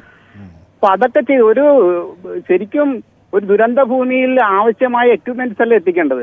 അല്ല, അത് പലപ്പോഴും അത് ആ സ്ഥലത്തേക്ക് എത്തുന്നതിനും കാരണം ഈ ഇത് ഇങ്ങനെ മുറിക്കുന്നതിന്റെ ദൃശ്യം ന്യൂസ് 18 അവിടെ പുറത്തുവിടുകയും ഞങ്ങളുടെ റിപ്പോർട്ടർ CV അനുമോദ് അവിടെ നിന്ന് ഈ വിഷയം ഉയർത്തുകയും ചെയ്ത് അടുത്ത സെക്കൻഡിൽ തന്നെ അതുമായി സ്വകാര്യ വ്യക്തികൾ, സന്നദ്ധ പ്രവർത്തകർ ഇത് കട്ട് ചെയ്യാൻ കഴിയുന്ന, കോൺക്രീറ്റ് കട്ട് ചെയ്യാൻ കഴിയുന്ന മെഷീനുമായി അങ്ങോട്ടേക്ക് എത്തി. പക്ഷേ അത് അവർക്ക് അങ്ങനെ സുഗമമായി മേലോട്ട് പോകാൻ പറ്റാത്ത ഒരു സാഹചര്യം അവരെ തടഞ്ഞു. പിന്നെ അവർക്കൊരു പ്രത്യേക പെർമിഷൻ കൊടുത്ത് അകത്ത് കടത്തിവിടാമോ എന്നുള്ള ശ്രമം നടന്നു. അങ്ങനെ കാരണം പെട്ടെന്ന് ഇങ്ങനെ പല കാരണങ്ങൾ പറഞ്ഞു വരുന്നവരെ അങ്ങനെ കടത്തിവിട്ടാൽ എന്ത് സംഭവിക്കും എന്നുള്ള ഒരു പ്രായോഗിക പ്രശ്നങ്ങൾ, അങ്ങനെ ഒട്ടനവധി പരിമിതികൾ അവിടെ ഉണ്ടായിരുന്നു. ഹലോ, പറയൂ. ഇന്നലെ തന്നെ ഇത് മുൻകൂട്ടി കണ്ട് ഈ രാവിലെ ഇവർക്ക് എല്ലാം മിഷനറീസ് എത്തിക്കണമായിരുന്നു. അതേ ഞാൻ ഉദ്ദേശിച്ചുള്ളൂ. അതാണ് ഞാൻ പറഞ്ഞത്. കൃത്യമാണ്, വ്യക്തമാണ്. ഏതായാലും താങ്കളുടെ അഭിപ്രായം വ്യക്തമാണ്. ഗോപി എന്നൊരു പ്രേക്ഷകൻ നമുക്കൊപ്പം ചേരുന്നുണ്ട്. ശ്രീ ഗോപി ആലക്കോട് നിന്നാണ് വിളിക്കുന്നത്. ഹലോ, ശ്രീ ഗോപി ആലത്തൂരിൽ നിന്നാണ് വിളിക്കുന്നത് അല്ലേ? പാലക്കാട് ജില്ലയിലെ ആലത്തൂരിൽ. ഹലോ ഗോപി, കേൾക്കാമോ? കേൾക്കുന്നുണ്ട്. ശ്രീ ഗോപി പാലക്കാട് ജില്ലയിലെ ആലത്തൂരിൽ നിന്നാണ് വിളിക്കുന്നത് അല്ലേ? അതെ അതെ അതെ. എനിക്ക് ചോദിക്കാനുള്ളത്, നമ്മുടെ മുഖ്യമന്ത്രിയുടെ ഹെലികോപ്റ്റർ എവിടെയാണ്? ഹെലികോപ്റ്റർ ഒക്കെ കഴിഞ്ഞ ദിവസം തന്നെ അവിടെ ആവശ്യമായ സന്നാഹങ്ങൾ 2 ഹെലികോപ്റ്ററുകൾ ഹെലികോപ്റ്ററിൽ ആവശ്യമായ എക്യുപ്മെന്റ് ഇറക്കിയിരുന്നെങ്കിൽ ഇന്നലെ തന്നെ രക്ഷാപ്രവർത്തനം കുറച്ച് സുഖമായിരുന്നു തന്നെ. എയർ ലിഫ്റ്റ് ചെയ്തിരുന്നെങ്കിൽ. രക്ഷാപ്രവർത്തനത്തിന് അവിടെ 2 ഹെലികോപ്റ്ററുകൾ ALH അതുപോലെ MI-7 ഹെലികോപ്റ്ററുകൾ അവിടെ ഉപയോഗപ്പെടുത്തുന്നുണ്ട്. ഏതായാലും ഉണ്ടായിരുന്നു സാർ. നമ്മുടെ മുഖ്യമന്ത്രിയുടെ ഹെലികോപ്റ്റർ അത്യാവശ്യം വേണ്ട എക്യുപ്മെന്റ്സോടെ ഈ ഇരുമ്പ് മുറിക്കാനുള്ള, കട്ട് ചെയ്യാനുള്ള സൗകര്യങ്ങൾ ഒരു എയർലിഫ്റ്റ് ചെയ്ത് ഒരുപാട് കാര്യങ്ങൾ ചെയ്യാമായിരുന്നു. യെസ്, ഓക്കെ, വ്യക്തമാണ് താങ്കളുടെ അഭിപ്രായം. ജോസഫ് എന്നൊരു പ്രേക്ഷകൻ കൂടി നമുക്കൊപ്പം ചേരുന്നു ഇടുക്കിയിൽ നിന്ന്. ശ്രീ ജോസഫ്, ഇടുക്കിയിൽ എവിടെ നിന്നാണ് വിളിക്കുന്നത്? ഇടുക്കി അയ്യപ്പൻ കോവിലിൽ നിന്നാണ് വിളിക്കുന്നത്. ശ്രീ ജോസഫ്, ഈ ഇടുക്കിയിലെ ആളുകൾക്ക് ഒരുപക്ഷെ ഈ ഉരുൾപൊട്ടലിനെ കുറിച്ചൊക്കെ നല്ല ധാരണയുണ്ടായിരിക്കും. കാരണം നല്ല അറിവുണ്ട്. ഇതുപോലെ ഒരു സാഹചര്യത്തിൽ പലപ്പോഴും അവിടെ ആളുകൾ മാറി താമസിക്കുകയും ഒക്കെ ചെയ്യുന്നുണ്ട്. ഇവിടെ നമുക്ക് എന്തുകൊണ്ടോ രാത്രിയാണ് ഇത് സംഭവിച്ചത്. അല്ല, ഇവിടെ മലങ്കട്ടായതുകൊണ്ടും യാത്രാ സൗകര്യം ഇല്ലാത്തത് കൊണ്ടുമാണ്. അതുപോലെ തന്നെ യാതൊരുവിധ ആയുധവും ഇല്ലാതെയാണ് രക്ഷാപ്രവർത്തകർ പോയത്. ഇപ്പോഴാണ് ആയുധങ്ങളൊക്കെ എത്തിക്കൊണ്ടിരിക്കുന്നത്. രണ്ടാമത്തെ ദിവസം ഞങ്ങൾക്ക് ഇടുക്കിക്കാർക്ക് പറയാനുള്ളത്, ഞങ്ങളൊരു ജലബോംബിന്റെ കീഴെയാണ്, മുല്ലപ്പെരിയാർ എന്ന് പറയുന്ന ജലബോംബിന്റെ കീഴെയാണ് ഞങ്ങൾ. ഇത് ഇന്നലെ മുതൽ ഞങ്ങൾ ഇത് കണ്ടുകൊണ്ടിരിക്കുകയാണ്. അവിടുത്തെ ആ ദുരന്തം കണ്ടുകൊണ്ടിരിക്കുകയാണ്. ഞങ്ങൾക്കും ഈ ഗതി വരുമല്ലോ എന്ന് വരുത്തരുതല്ലേ എന്ന് ഞങ്ങൾ പ്രാർത്ഥിച്ചുകൊണ്ടിരിക്കുകയാണ്. ഞങ്ങളുടെ ഓരോ നാടും, ഇടുക്കി മാത്രമല്ല എറണാകുളം ജില്ലയും മറ്റു ജില്ലകളും ഒക്കെ മുല്ലപ്പെരിയാർ പൊട്ടിയാലുണ്ടാകുന്ന ആ ഭീകര അവസ്ഥ, ഇതൊരു ചെറിയ അവസ്ഥയാണ് ഞങ്ങൾക്ക് നോക്കുമ്പോൾ. പക്ഷെ മുല്ലപ്പെരിയാർ പൊട്ടുമ്പോൾ എന്തായിരിക്കും? അതിന്റെ ആ മുല്ലപ്പെരിയാർ എന്ന് പറയുന്ന ജലബോംബിന്റെ കീഴെയാണ് ഞങ്ങൾ താമസിക്കുന്നത്. യെസ്, ഏതായാലും അതിലും ഗൗരവമായ ചർച്ചകൾ ഉണ്ട് എന്നാണ്, നടക്കണമെന്നാണ് നമ്മളും കരുതുന്നത്. മറ്റൊരു പ്രേക്ഷകർ നമുക്കൊപ്പം ചേരുന്നത് ശാന്തമ്മയാണ്. ശാന്തമ്മ വിളിക്കുന്നത് കൊട്ടാരക്കരയിൽ നിന്നാണ് അല്ലേ? ശ്രീമതി ശാന്തമ്മ, ഞാൻ പറയുന്നത് കേൾക്കാമോ? യെസ്, ഞാൻ കേൾക്കാം, എനിക്ക് കേൾക്കാം. ഈ ദൗത്യം കണ്ടിട്ട് ഒരു ശാന്തമ്മയ്ക്ക് എന്ത് തോന്നുന്നു? ഈ ആളുകളുടെ സേവനത്തെ അഭിനന്ദിക്കേണ്ടതല്ലേ? എനിക്ക് സേവനം എന്ന് പറഞ്ഞാലേ ഇതുപോലൊരു രക്ഷാപ്രവർത്തനം ആ സ്പോട്ടിൽ തന്നെ നടത്തുന്ന ഏത് സ്റ്റേറ്റ് ഉണ്ട്, ഏത് രാജ്യമുണ്ട്? ഇതിന് പുണ്ണിക്കുത്താൻ കുറച്ച് ആൾക്കാരുണ്ടല്ലോ. എന്തിനാ ഈ പുണ്ണിക്കുത്തുന്ന? ഈ കുഞ്ഞുങ്ങൾ അനുഭവിക്കുന്ന ദുരിതം കണ്ടില്ലയോ? ഇപ്പൊ നേരത്തെ നമ്മൾ ആരും പ്രവചിക്കാൻ പറ്റത്തില്ല എവിടെ എന്തുണ്ടാവുന്നെന്ന്. അവിടെ സംരക്ഷണം കൊടുക്കുന്നതിനെ വിലയിരുത്തുക വേണ്ട. യെസ്, അതാണ്. ശ്രീമതി ശാന്തമ്മ എന്താണ് ചെയ്യുന്നത്? വീട്ടമ്മയാണോ അതോ എന്തെങ്കിലും ജോലി? ഞാൻ ഒരു വീട്ടമ്മയാണ്. യെസ്, ഏതായാലും മക്കളും ഒക്കെ ഉണ്ട്. പക്ഷേ ഇത്രയും ദുഃഖങ്ങൾ അനുഭവിക്കുന്നിടത്ത് പുണ്ണി കുത്താൻ നടക്കരുത് ആൾക്കാര്. ഒറ്റക്കെട്ടാ കേരളം, ഇന്ത്യ ഒറ്റക്കെട്ടാ, സമ്മതിച്ചു. പക്ഷേ ഇവിടെ പുണ്ണിക്കുത്താൻ ആൾക്കാർ നിൽക്കരുത്. ഒരു സ്റ്റേറ്റിലും ഒരു രാഷ്ട്രത്തിലും ഇത്രയും സാഹസം അനുഭവിച്ച് രക്ഷാപ്രവർത്തനം നടത്തുന്ന ഈ 69 വയസ്സിനകം ഞാൻ കണ്ടിട്ടില്ല. യെസ്, വളരെ വ്യക്തമാണ് അമ്മയുടെ പ്രതികരണം. സക്കറിയ എന്നൊരു പ്രേക്ഷകൻ ചേരുന്നത്, നമുക്കൊപ്പം ചേരുന്നത് ചെറുപുഴയിൽ നിന്നാണ്. ശ്രീ സക്കറിയ, ചെറുപുഴയിലും നമുക്കറിയാം അവിടെ മലപ്രദേശമാണ്. മഴ പെയ്യുമ്പോഴൊക്കെ പലതരത്തിലുള്ള പ്രശ്നങ്ങളൊക്കെ അതിജീവിച്ചവരാണ് അവിടെയുള്ള ആളുകൾ എന്ന് അറിയാം. അപ്പോൾ സ്വാഭാവികമായും ഈ ദുരന്തത്തിന്റെ വ്യാപ്തി മനസ്സിലാക്കാൻ നിങ്ങൾക്ക് പെട്ടെന്ന് കഴിഞ്ഞിട്ടുണ്ടാകും അല്ലേ? കഴിഞ്ഞിട്ടുണ്ട്. കാരണം എന്താ വെച്ചാൽ ഈ പ്രദേശങ്ങളെല്ലാം ഞാൻ അറിയുന്നതാണ്. ഈ പ്രദേശങ്ങൾ അറിയുന്നതാണ്. ഇപ്പൊ ഇതിനകത്ത് ആരെയും കുറ്റം പറഞ്ഞിട്ട് കാര്യമില്ല. രക്ഷാപ്രവർത്തനം നടത്തുന്ന ആൾക്കാരെ കുറ്റം പറഞ്ഞിട്ട് കാര്യമില്ല. അവർക്ക് അവിടെ എത്തപ്പെടാൻ കഴിയുന്നില്ല. നമ്മള് ഇന്നലെ തുടങ്ങി ഞാൻ ഈ ടിവിയുടെ മുന്നിലിരിക്കുന്ന നമ്മള് വിമർശിച്ചിട്ട് കാര്യമില്ല. ചിലർ ഇതിനകത്ത് പറയുന്നത് കേട്ടു, വിമർശിക്കുന്നത് കേട്ടു. ആരെയും വിമർശിച്ചിട്ട് കാര്യമില്ല. ഇത് പ്രകൃതി ചെയ്ത ഒരു പാഠമാണിത്. ഒരു പാഠം പഠിക്കണം. കാരണം എന്താണെന്ന് വെച്ചാല് നമ്മുടെ ഈ മലയോര മേഖല മുഴുവൻ ദുർബല പ്രദേശ മേഖലയാണെന്ന് പറഞ്ഞപ്പം ഇവിടെ സമരം നടത്തിയ ആൾക്കാരൊക്കെ ഉണ്ട്. അതിനെക്കുറിച്ചൊന്നും ഇപ്പൊ ഞാൻ പറയുന്നില്ല. അതൊക്കെ പഠിക്കണം. അത് പഠിക്കണം. ഇവിടെ തകരാറിലായിരിക്കുന്ന ഡാമുകളും അങ്ങനെയുള്ള സംഭവങ്ങളും പഠിക്കണം. പിന്നെ ഈ മലമ്പ്രദേശങ്ങൾ മുഴുവൻ വേനൽക്കാലമായി കഴിഞ്ഞാൽ കിത്താച്ചിയും JCBയും കൊണ്ടുവന്ന് ചുമ്മാ വെട്ടി പൊളിച്ച്, ഇപ്പോൾ തന്നെ ഒരു ഉദാഹരണം പറഞ്ഞുതരാം. പൈതൽ ടൂറിസം നടക്കുന്ന, അതായത് കണ്ണൂർ ജില്ലയിൽ പൈതൽ ടൂറിസം നടക്കുന്നതിന്റെ തൊട്ടടുത്ത് ഇതേപോലെ കുടിയാമലയുടെ മണ്ടൽ മുന്നൂർക്കൊച്ചി ചേർത്തങ്കാട്ടിൽ 50 ഏക്കർ സ്ഥലം എല്ലാ വർഷങ്ങളിലും കിത്താച്ചി സാധനവും വെച്ച് അവിടെ ഇതിനേക്കാളും വലിയൊരു ഭീകരമായ സ്ഥലം ഒരു അനുഭവം അവിടെ നടക്കാൻ പോവുക. അധികൃതരോട് ഇത് പറഞ്ഞു കഴിഞ്ഞാൽ ഫോറസ്റ്റുകാർ സമ്മതിക്കില്ല, വില്ലേജ് ഓഫീസർ സമ്മതിക്കില്ല, പഞ്ചായത്തുകാർ സമ്മതിക്കില്ല. അവർക്കൊക്കെ കാശിന്റെ പുറത്ത് ഒന്നും പറയുന്നില്ല. ഇതൊക്കെ പാഠം ഉൾക്കൊണ്ടുകൊണ്ട് നാളെ ഇത് വരാതിരിക്കാൻ ശ്രമിക്കണം, പഠിക്കണം. ഇതെന്ത് കാരണത്താലാണ് വന്നതെന്ന് പഠിക്കണം. ഇതിലെല്ലാം ദുഃഖിക്കുന്നതേ ഉള്ളൂ. ആരെയും കുറ്റം പറയുന്നില്ല. അവരവരുടെ പരമാവധി ചെയ്യുന്നുണ്ട്, എല്ലാ കാര്യങ്ങളും ചെയ്യുന്നുണ്ട്. ഒരു രാഷ്ട്രീയ പാർട്ടിക്കാരെയും കുറ്റം പറയാനില്ല. വ്യക്തമാണ് താങ്കളുടെ അഭിപ്രായം. കുറ്റം പറയുകയല്ല, നമ്മൾ ഇതിൽ നിന്ന് കൂടുതൽ പാഠങ്ങൾ ഉൾക്കൊണ്ട് ഇത് ഒഴിവാക്കാനുള്ള വലിയ ശ്രമമാണ് നടത്തേണ്ടത്. ചെയ്യേണ്ട ഒരു കാര്യം എന്താണെന്ന് വെച്ചാൽ ഈ രാവിലെ തുടങ്ങി ടിവിയിൽ പറയുന്നുണ്ട്, ഇത് കാഴ്ചക്കാരായി പോകാൻ പാടില്ല, അങ്ങോട്ട് അവരെ തടസ്സം ചെയ്യാം. യെസ്, വ്യക്തമാണ് താങ്കളുടെ അഭിപ്രായം. അതെ, നമ്മൾ അനാവശ്യ യാത്രകൾ അങ്ങോട്ടേക്ക് ഒഴിവാക്കണമെന്ന് ജില്ലാ ഭരണകൂടം ആവർത്തിച്ച് ആവശ്യപ്പെട്ടു. സൗകര്യം ചെയ്തു കൊടുക്കണം. കാരണം എന്താണെന്ന് വെച്ചാൽ ഇപ്പൊ എനിക്ക് വേണമെങ്കിൽ ഇവിടുന്ന് പോവാം. ഞാൻ അവിടെ പോയി കാഴ്ചക്കാരായി നിന്നിട്ട് അവിടെ ഉള്ളവർക്ക് ശല്യം ചെയ്യാൻ പാടില്ല. അവരത് കൃത്യമായി ചെയ്യട്ടെ. ആ ബുദ്ധിമുട്ടുകളും കാര്യങ്ങളും കാണുന്നില്ല. അവരും രാവിലെ തുടങ്ങി വൈകുന്നേരം വരെ ഇതേപോലെ അവരും മനുഷ്യ, പട്ടാളക്കാരും മനുഷ്യ, അവിടെ ചെയ്യുന്ന സന്നദ്ധ പ്രവർത്തകരും മനുഷ്യരാണ്. അവരെ തടസ്സപ്പെടുത്താതിരിക്കുക.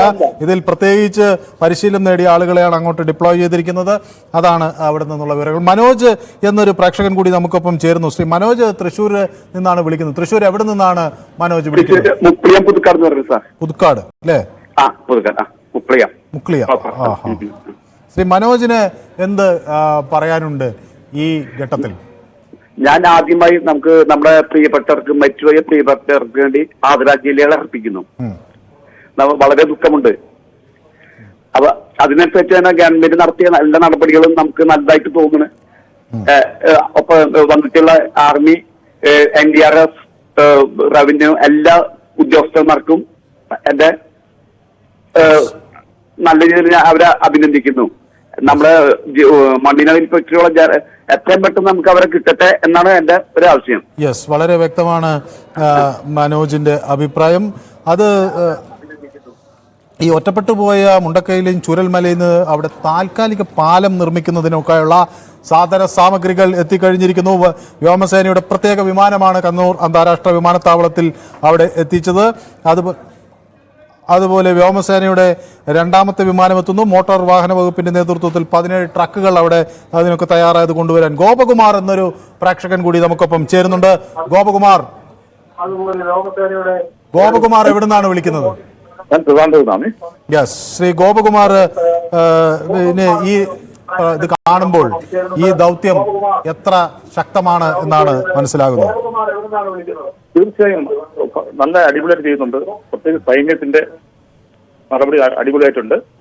ഭരണസംഘടന അടിപൊളിയായിട്ട് ചെയ്യുന്നുണ്ട്. പിന്നെ നമ്മളിപ്പോ രാഷ്ട്രീയം കാണേണ്ട സമയമല്ല. കാരണം ഞാൻ രാഷ്ട്രീയ കാരണമൊന്നുമില്ല. നമ്മളെല്ലാവരും കൈയും മെയ്യും മറന്ന് ഈ ആൾക്കാരെ സഹായിക്കുക തന്നെ വേണം. പ്രത്യേകിച്ച് നമ്മുടെ വയനാട്ടിലെ സഹോദരങ്ങളെ.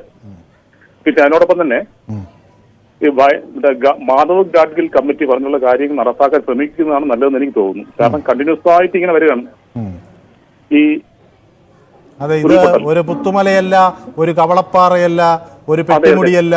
ഇതാ വീണ്ടും ഈ നമുക്ക് മുണ്ടക്കൈ എന്ന ഒരു പ്രദേശം കൂടി അതുപോലെ ഒരു ദുരന്തത്തിന് വേദിയാവുകയാണ്. ഉരുൾപൊട്ടൽ ഉണ്ടാവില്ല. എത്ര ജീവൻ നഷ്ടപ്പെട്ടുകൊണ്ടിരിക്കുന്ന കേരളത്തിൽ നമുക്ക് കാണാൻ ഒക്കുന്നില്ല. നമുക്ക് സഹിക്കാൻ ഒക്കുന്നതിനപ്പുറമാണ്. അപ്പൊ ഇത് ഗവൺമെന്റ് മുൻകൈ എടുത്ത് ഈ ഗാഡ്ഗിൽ പറഞ്ഞ എന്താണെന്ന് നോക്കുക. ഇവിടെയൊക്കെ ആൾക്കാർക്ക് താമസിക്കാൻ ഒക്കുമോ എന്ന് ചിന്തിക്കേണ്ടതാണ്. അതിന്റെ സമയം കഴിഞ്ഞു പോയി. പിന്നെ ദുരിതാശ്വാസ നിധിയിലേക്ക് സംഭാവന നൽകുമ്പോൾ മുൻകാല അനുഭവം ഉണ്ടാവാതിരിക്കും പ്രത്യേകം ശ്രദ്ധിക്കുക വേണം. യെസ്, വളരെ വ്യക്തമാണ് താങ്കളുടെ അഭിപ്രായം. ഏതായാലും ദുരന്ത സാഹചര്യത്തെ നേരിടാനുള്ള നടപടികളിൽ ഈ ഭക്ഷ്യ പൊതുവിതരണ വകുപ്പ് വലിയ മുന്നൊരുക്കങ്ങൾ നടത്തി എന്നാണ് വ്യക്തമാക്കുന്നത്. അബ്ദുൾ ജലീൽ എന്നൊരു പ്രേക്ഷകൻ കൂടി നമുക്കൊപ്പം ചേരുന്നുണ്ട്. ശ്രീ അബ്ദുൾ ജലീൽ മലപ്പുറത്ത് നിന്നാണ് വിളിക്കുന്നത് അല്ലെ? മലപ്പുറത്ത് എവിടെ നിന്നാണ് വിളിക്കുന്നത്? മലപ്പുറം ആദവനാട് സാർ. ആദവനാട്. എനിക്കറിയാം, ആദവനാട് നിന്ന് വിളിക്കുന്നു. ഈ മലപ്പുറത്തിനും ഒരു ഓർമ്മയുണ്ട് വലിയ ഒരു ഉരുൾപൊട്ടിയതിൻ്റെയൊക്കെ. അതെ, അപ്പൊ പക്ഷേ ഇത് നമുക്കൊക്കെ ഒരിക്കലും മറക്കാനാകാത്തൊരു നടുക്കം ആണ് സൃഷ്ടിച്ചിരിക്കുന്നത്. മരണസംഖ്യ 200 കടന്നിരിക്കുന്നു. ആളുകൾ അണിനിരക്കുകയാണ് ഒറ്റക്കെട്ടായി കേരളം എന്ന് മുഖ്യമന്ത്രി പറയുന്നു. നമ്മൾ ഒറ്റക്കെട്ടായി അണിനിരക്കുന്നതിന്റെ കാഴ്ചകളല്ലേ? നമ്മൾ ഒറ്റക്കെട്ടാണ് ഈ വിഷയത്തിൽ. നമ്മൾ ഒറ്റക്കെട്ടാണ്. കേരളത്തിലെ, അതായത് വയനാടിനെ സംബന്ധിച്ചിടത്തോളം നമുക്ക് ചിന്തിക്കാൻ പറ്റുന്നില്ല. അത്രത്തോളം വിഷമത്തിലാണുള്ളത്. ദൈവത്തോട് പ്രാർത്ഥനയോടുകൂടിയാണ് ഫുൾ ടൈം ഉള്ളത് ടിവിക്ക് മുമ്പിൽ. എന്താ ചെയ്യുക സാർ? യെസ്, ഏതായാലും അബ്ദുൾ ജലീലിന്റെ പ്രാർത്ഥനകൾ തുടരുക. പരമാവധി ആളുകളെ രക്ഷിക്കാൻ ഈ സന്നദ്ധ പ്രവർത്തകർക്ക് കഴിയട്ടെ. അവർക്ക് നമുക്ക് എല്ലാവിധ പിന്തുണകളും കൊടുക്കാം, ആവശ്യമായ സഹായങ്ങൾ കൊടുക്കാം. ഒപ്പം ഈ ദുരന്തത്തിൽ അതിന് ഇരകളായ കുടുംബങ്ങളെ സഹായിക്കാനായി കൈമെയ് മറന്ന് മുഖ്യമന്ത്രി പറഞ്ഞതുപോലെ നമുക്കൊറ്റക്കെട്ടായി അണിനിരക്കാം. അത് റസിയ എന്നൊരു പ്രേക്ഷക ആലുവയിൽ നിന്ന് നമുക്കൊപ്പം ചേരുന്നുണ്ട്. ശ്രീമതി റസിയ, ഈ ദുരന്തം സമാനതകളില്ലാത്തതാണ്. കേരളം ഇത് കഴിഞ്ഞ കുറേ കാലങ്ങളിൽ കണ്ടതിനേക്കാളൊക്കെ തീവ്രമാണ്. ഈ ഘട്ടത്തിൽ കേരളത്തിലെ ജനത ഈ ദുരിതം അനുഭവിക്കുന്ന മനുഷ്യർക്കൊപ്പം ഉറച്ചു നിൽക്കുകയല്ലേ? കേരളം ഇത് കഴിഞ്ഞ കുറേ കാലങ്ങളിൽ കണ്ടതിനേക്കാൾ. ശ്രീമതി റസിയ ടെലിവിഷനിലേക്ക് ശ്രദ്ധിക്കുന്നു എന്നാണ് ഞാൻ വിചാരിക്കുന്നത്. ഹലോ, എന്റെ പേര് റെജിയ. ഞാൻ ആലുവന്ന് വിളിക്കുന്നുണ്ട്. നമ്മൾ ഈ 2018 വെള്ളപ്പൊക്കത്തിൽ തന്നെ നമ്മുടെ കേരളത്തിലുള്ള ജനങ്ങളെ ഇത്രയും കൂട്ടായ്മ നമ്മൾ കണ്ടതാണ്. ഇപ്പോഴും നമുക്ക് ദൂരെ നിന്ന് നോക്കുമ്പോ ഈ കുറ്റം പറയാൻ നമുക്ക് അതിന്റെ ഒരു ഇതില്ല. കാരണം എല്ലാവരും നമ്മൾ കാണുന്നതാണ്. ഈ വെള്ളം കുടിക്കാതെയും ഭക്ഷണം കഴിക്കാതെയും എല്ലാവരും ഈ രാവും പകലും കഷ്ടപ്പെടുന്നത്. അപ്പൊ നമ്മള് ചിന്തിക്കേണ്ടത് നമ്മളെല്ലാവരും രാഷ്ട്രീയം നോക്കാതെ മനുഷ്യത്വം, അതാണ് ഇപ്പൊ നമുക്ക് വേണ്ടത്. നമ്മളെ കൊണ്ട് ചെയ്യാവുന്ന അത്രയും കാര്യങ്ങൾ നമ്മൾ ചെയ്തു കൊടുക്കാം. പിന്നെ അവിടെ നമ്മൾ എത്താനുള്ളതെന്ന് വെച്ചിട്ടുണ്ടെങ്കിൽ അവിടുത്തെ അവസ്ഥ എങ്ങനെയെന്ന് അവിടെ ഉള്ളവർക്ക് മാത്രമേ അറിയാൻ പറ്റുള്ളൂ. അപ്പൊ നമ്മളെ കൊണ്ട് ചെയ്യാൻ പറ്റുന്നത് ആർക്കൊക്കെ എന്തൊക്കെ ചെയ്യാൻ പറ്റും അത് നമ്മൾ ചെയ്യാതാണ് ചെയ്യേണ്ടത്. എന്റെ ഒരു അഭിപ്രായത്തില് എല്ലാവരും ഭക്ഷണമായാലും നമ്മളെ കൊണ്ട് ചെയ്യാൻ പറ്റും നമ്മൾ ചെയ്യാം. വളരെ വ്യക്തമാണ്. റിജിയ ആലുവയിൽ നിന്നാണ് വിളിച്ചത്. ശ്യാം എന്നൊരു പ്രേക്ഷകൻ കൂടി നമുക്കൊപ്പം വയനാട്ടിൽ നിന്ന് ചേരുന്നുണ്ട്. ശ്യാം, ഈ ദുർഘടഘട്ടത്തിൽ കേരളം ഈ തകർന്നുപോയ മനുഷ്യരെയും അവരുടെ കുടുംബങ്ങളെയും ചേർത്ത് പിടിക്കില്ലേ? ഇല്ല, ചേർത്ത് പിടിക്കും സാറ്. കാരണം എന്താണെന്ന് ചോദിച്ചാൽ എന്റെ വൈഫ് ഒരു നേഴ്സാണ്.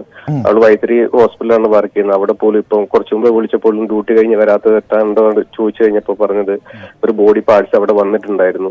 അപ്പൊ അതിന്റെ ഒരു ഇതിലാണെന്നാണ് പറഞ്ഞത്. പക്ഷെ നമ്മളിത് കഴിഞ്ഞ ദിവസം ഇത് കണ്ടു കഴിഞ്ഞപ്പോഴും ഇത്രയും ഭയാനകരമായിരിക്കും നമ്മൾ വിചാരിച്ചിട്ടുണ്ടായിരുന്നില്ല. സാധാരണ ശ്യാമിന്റെ ഭാര്യയുടെ പേരെന്താണ്?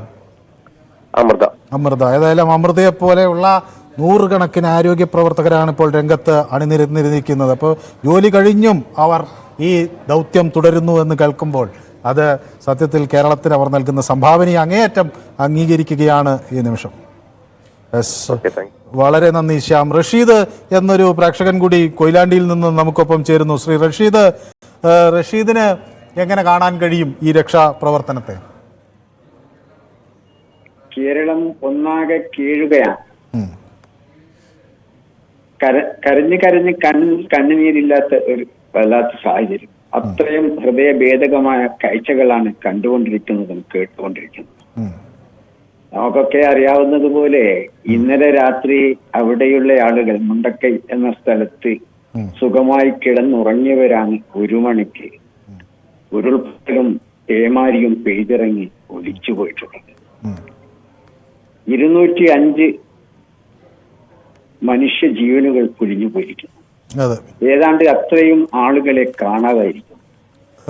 അത്ര തന്നെ ആളുകൾ ആശുപത്രിയിൽ അഭയം തേടി ചികിത്സ തേടി എത്തിക്കൊണ്ടിരിക്കുകയാണ്. ഇപ്പോഴും എത്തിക്കൊണ്ടിരിക്കുന്നു. 1500ഓളം ആളുകൾ ദുരിതാശ്വാസ ക്യാമ്പുകളിലാണ് ഉള്ളത്. ഇതൊക്കെ അതേ മാത്രമല്ല, നഷ്ടപ്പെട്ടവരുടെ ആ ഹൃദയവേദകമായ വർത്തമാനങ്ങൾ കേൾക്കുമ്പോൾ മനസ്സ് പൊട്ടുകയാണ്. എന്നാലും ഇന്നലെ നടന്ന രക്ഷാപ്രവർത്തനങ്ങൾ സംതൃപ്തനാണ്. 3 സേനാ വിഭാഗങ്ങളും, കരസേന, നാവികസേന, വ്യോമസേന, അവർ കൈകോർത്തപ്പോൾ അവിടെ അത്ഭുതങ്ങൾ വിരിയിച്ചു എന്ന് നമ്മൾ നേരിൽ കാണുകയാണ്. ആദ്യം വടം വെച്ചുകൊണ്ട് ഒരു സ്ഥലം ഒറ്റപ്പെട്ടു പോയാണ്. അവിടെ ഉണ്ടായിരുന്ന രണ്ട് മലകളെയും ബന്ധിപ്പിക്കുന്ന പാലം അത് ഇപ്പോൾ അതിനുവേണ്ടി പാലം പുനർനിർമ്മിക്കാനുള്ള അതിനുള്ള വിമാനത്തിൽ അത് ഡൽഹിയിൽ നിന്ന് എത്തിച്ചിരിക്കുന്നു. അത് അധികം വൈകാതെ അവിടെ പുനഃസ്ഥാപിച്ച ഒറ്റപ്പെട്ട ആളുകളെ നമുക്ക് എടുക്കാൻ കഴിയും. അതായത് റഷീദ്, മറ്റൊരു പ്രേക്ഷകൻ കൂടി കാത്തു നിൽക്കുന്നതുകൊണ്ടാണ് വളരെ നന്ദി അവിടുന്ന് വിളിക്കുകയും അഭിപ്രായം പങ്കുവയ്ക്കുകയും ചെയ്തത്. മഹീർ എവിടെ നിന്നാണ് വിളിക്കുന്നത്? ഹലോ, നമസ്കാരം സാർ. ഇത് ഞാൻ വടകര അയ്യൂർ എന്ന സ്ഥലത്താണ് വിളിക്കുന്നത്.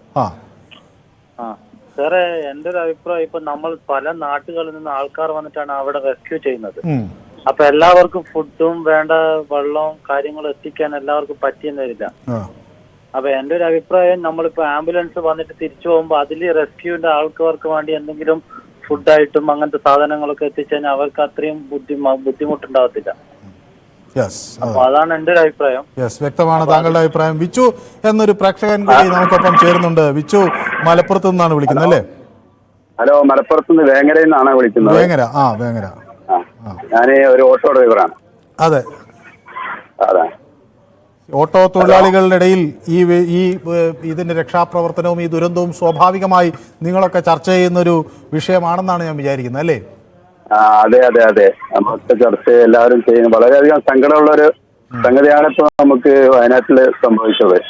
സങ്കടകരമായ ഒരു അവസ്ഥയിലാണ് ഇപ്പൊ പോയിക്കൊണ്ടിരിക്കുന്നത്. കേരള ജനത ഒന്നടങ്കം വളരെയധികം സങ്കടത്തിലാണ്. ഏതായാലും നമുക്ക് മനസ്സുകൊണ്ടും മറ്റ് കഴിയുന്ന പരമാവധി അവരെ സഹായിക്കാനുള്ള പ്രവർത്തനങ്ങളിൽ ഏർപ്പെടാം. ആലീസ് എന്നൊരു പ്രേക്ഷക ഇടുക്കിയിൽ നിന്ന് നമുക്കൊപ്പം ചേരുന്നു. ശ്രീമതി ആലീസ്, ഇടുക്കിയിൽ എവിടെ നിന്നാണ് വിളിക്കുന്നത്? ഹലോ, ശ്രീമതി ആലീസ്, ഇടുക്കിയിൽ എവിടെ നിന്നാണ് വിളിക്കുന്നത്? ഇടുക്കി കല്ലാറുകുട്ടിയിൽ നിന്നാണ് സാറേ വിളിക്കുന്നത്. കല്ലാറുകുട്ടി. ഇടുക്കിക്കാരോട് ഉരുൾപൊട്ടലിന്റെ ഭീകരതയെ കുറിച്ച് പറഞ്ഞു കൊടുക്കേണ്ട കാര്യമില്ല. എനിക്ക് പറയാനുള്ളതേ, ആ വെള്ളത്തിലും ആ മഴയിൽ ചെളിയിലും നിൽക്കുന്ന മനുഷ്യരെ നമ്മൾ ഈ ലോകം ഒന്നാകെ സ്തുതിക്കണം.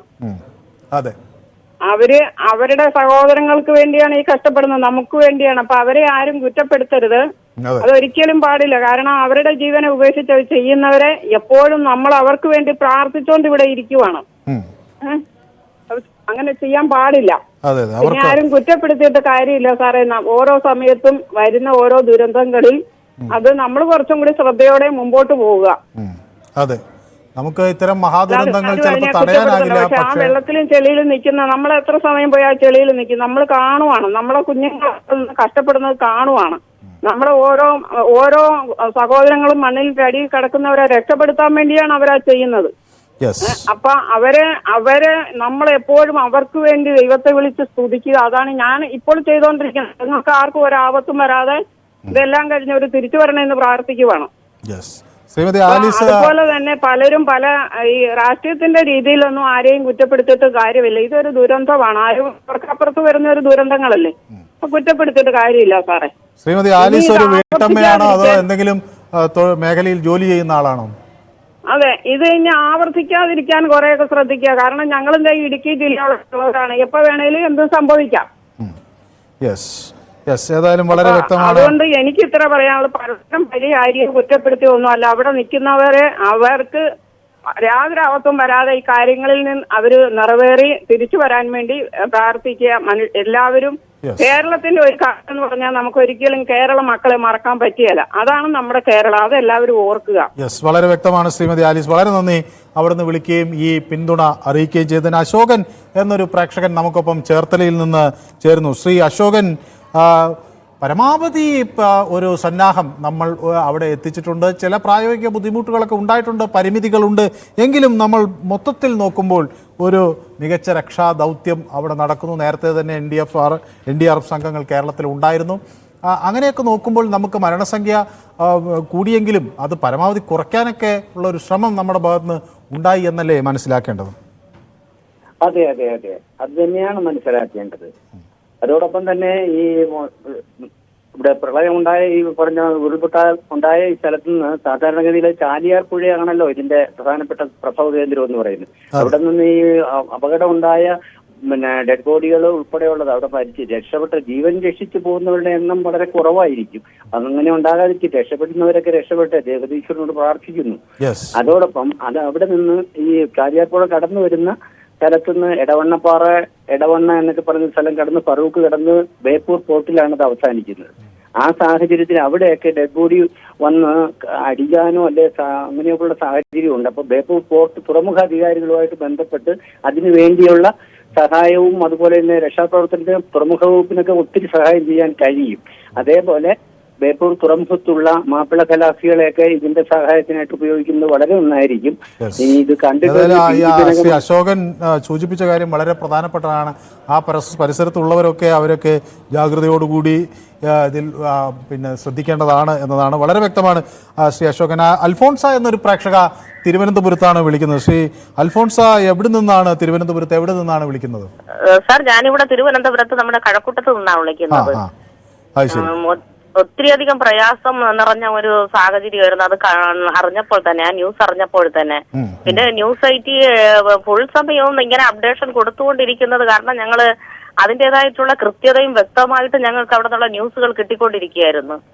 വളരെയധികം സന്തോഷമുണ്ട് സാറേ. കാരണം എന്ന് വെച്ചാല് നിങ്ങളുടെ ആ ന്യൂസ് കാണുമ്പോഴാണ് ഞങ്ങൾക്ക് കുറച്ചെങ്കിലും ആശ്വസിക്കാൻ കാണുന്നത്. കാരണം കുറച്ചുപേരെങ്കിലും ഒക്കെ രക്ഷിക്കാൻ കഴിഞ്ഞല്ലോ, പിന്നെ ബാക്കിയുള്ളവരുടെയൊക്കെ മൃതദേഹങ്ങളെങ്കിലും കണ്ടെടുക്കാൻ പറ്റുന്നുണ്ടല്ലോ എന്ന് വിചാരിക്കുമ്പോഴ് അപ്പൊ ഇത്ര ഒരു വലിയൊരു സംഭവം വയനാട്ടിൽ നടന്നു എന്ന് പറയുമ്പോൾ അത് എന്റെ കുടുംബത്തിൽ തന്നെ നടന്നതിന്റെ ഒരു വലിയ ഫീലിംഗ് ആണ് എനിക്കുണ്ടാവുന്നത്. ശ്രീമതി അൽഫോൺസ വീട്ടമ്മയാണോ അതോ എന്തെങ്കിലും ജോലി ചെയ്യുന്ന ആളാണോ? എന്താണ്? ഞാൻ വീട്ടമ്മയാണ് സാർ, ഞാൻ വീട്ടമ്മയാണ്. അപ്പം സ്വാഭാവികമായി ഇത്തരം മനുഷ്യരുടെ 200 പേരാണ് നമുക്ക് നഷ്ടമായിട്ടുള്ളത്. അതെ അതെ, തീർച്ചയായിട്ടും നഷ്ടമായിട്ടുള്ളത് അതൊരു തീരാ നഷ്ടം തന്നെയാണ്. കാരണം എന്ന് വെച്ചാല് ഇപ്പൊ നമ്മുടെ ഒരു കുടുംബത്തിൽ നമുക്കൊരു വ്യക്തി നഷ്ടപ്പെട്ടു പോയാൽ നമ്മൾ എന്തുമാത്രം ദുഃഖിക്കുന്നു അത്രയും ഇത് തന്നെയാണ്. ഞാൻ ഇന്ന് എന്റെ വീട്ടിൽ ഞാൻ ആഹാരം പോലും നന്നായിട്ട് ഉണ്ടാക്കിയിട്ടില്ലാത്ത ഒരു സാഹചര്യത്തിന്റെ അത്രയും ദുഃഖമാണ് എനിക്ക്.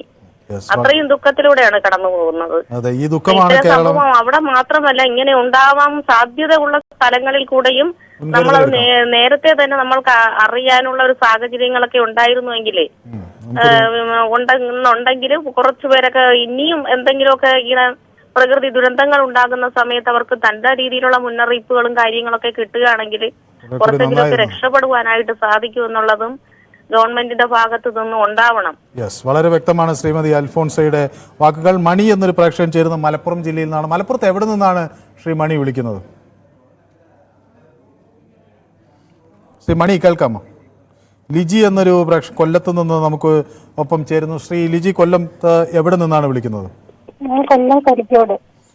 യെസ്, ശ്രീമതി ലിജിക്ക് ഈ ദൗത്യത്തിൽ കാണുമ്പോൾ അല്ലെങ്കിൽ ഈ ദൗത്യ ദൃശ്യങ്ങൾ കാണുമ്പോൾ നമുക്ക് എല്ലാവർക്കും ദുഃഖം വരുന്ന ദൃശ്യങ്ങൾ തന്നെയാണ്. എങ്കിലും നമ്മുടെ രക്ഷാദൗത്യം കുറെ കൂടി ഊർജിതമായി നടത്താൻ നമുക്ക് കഴിയുന്നുണ്ട് എന്നല്ലേ തോന്നുന്നത്? ഇത് ഞാൻ ഇന്നലെ തൊട്ട് ഞാൻ ടിവിയുടെ മുമ്പിലാണ്, ഞാൻ ഇത് കണ്ടുകൊണ്ടിരിക്കുക.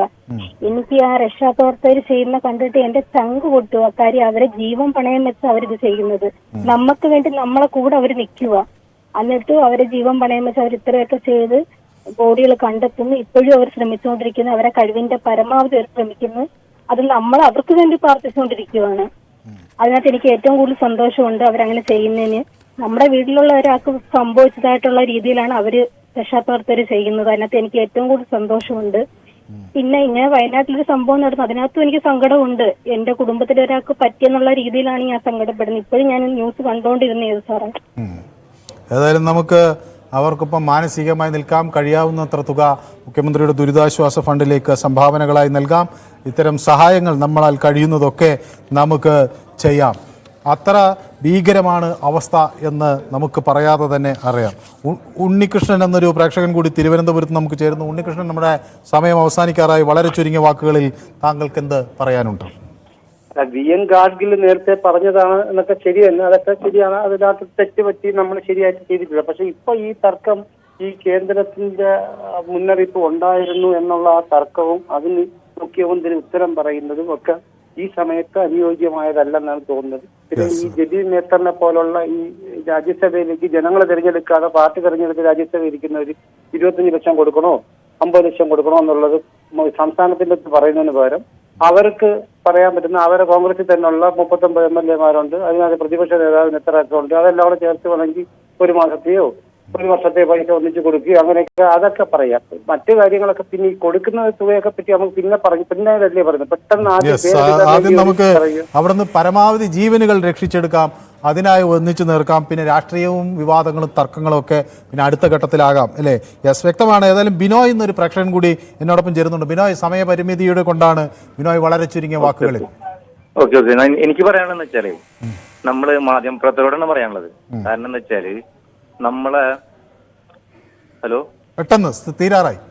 അതായത് നമ്മളാണ് ശ്രദ്ധിക്കേണ്ടത്. അതായത് മാധ്യമപ്രവർത്തകർക്ക് വലിയൊരു കടമയുണ്ട്. അതായത് നമ്മളെ മലമുകളില് മരങ്ങളൊക്കെ വെട്ടിമാറ്റിക്കൊണ്ട് അവിടെ ഈ തേയില കൃഷി മറ്റുള്ള കൃഷികളൊക്കെ നടത്തുന്നതിന്റെ ഭാഗമായിട്ട് ആ മലയുടെ ഉറപ്പാണ് പോണത്. അപ്പൊ പ്രകൃതി സംരക്ഷണം എന്നത് ഒരു വലിയ ദൗത്യമായി എല്ലാവരും ഏറ്റെടുക്കണം. മാധ്യമങ്ങളും, അത് ഞാനും അംഗീകരിക്കുന്നു, മാധ്യമങ്ങളും അതിന്റെ പ്രാധാന്യം. വേറൊരു കാര്യം പറയാനുള്ളത്, ജസ്റ്റ് പറയാനുണ്ട്. അതായത് ഇന്നലെ രാത്രി, അപ്പൊ നമ്മൾ ഇന്ന് രാവിലെ സുദേവന്റെ കുടുംബത്തായിട്ട് ബന്ധപ്പെട്ട് അവിടെ ഒരുപാട് നേരം നമ്മൾ അവിടെ പോയി സാധനങ്ങൾ എത്താണ്ട്. അപ്പൊ ഈ നാളേക്കുള്ള സാമഗ്രികൾ ഇന്ന് തന്നെ അവിടെ എത്തിച്ചുകൊണ്ട് പ്രവൃത്തി തുടങ്ങണം എന്നാണ് എനിക്കൊരു അഭിപ്രായം പറയാം. അത് വളരെ കൃത്യമാണ്. ഏതായാലും സമയപരിമിതി കൊണ്ടാണ് ഇടപെടുന്നത്.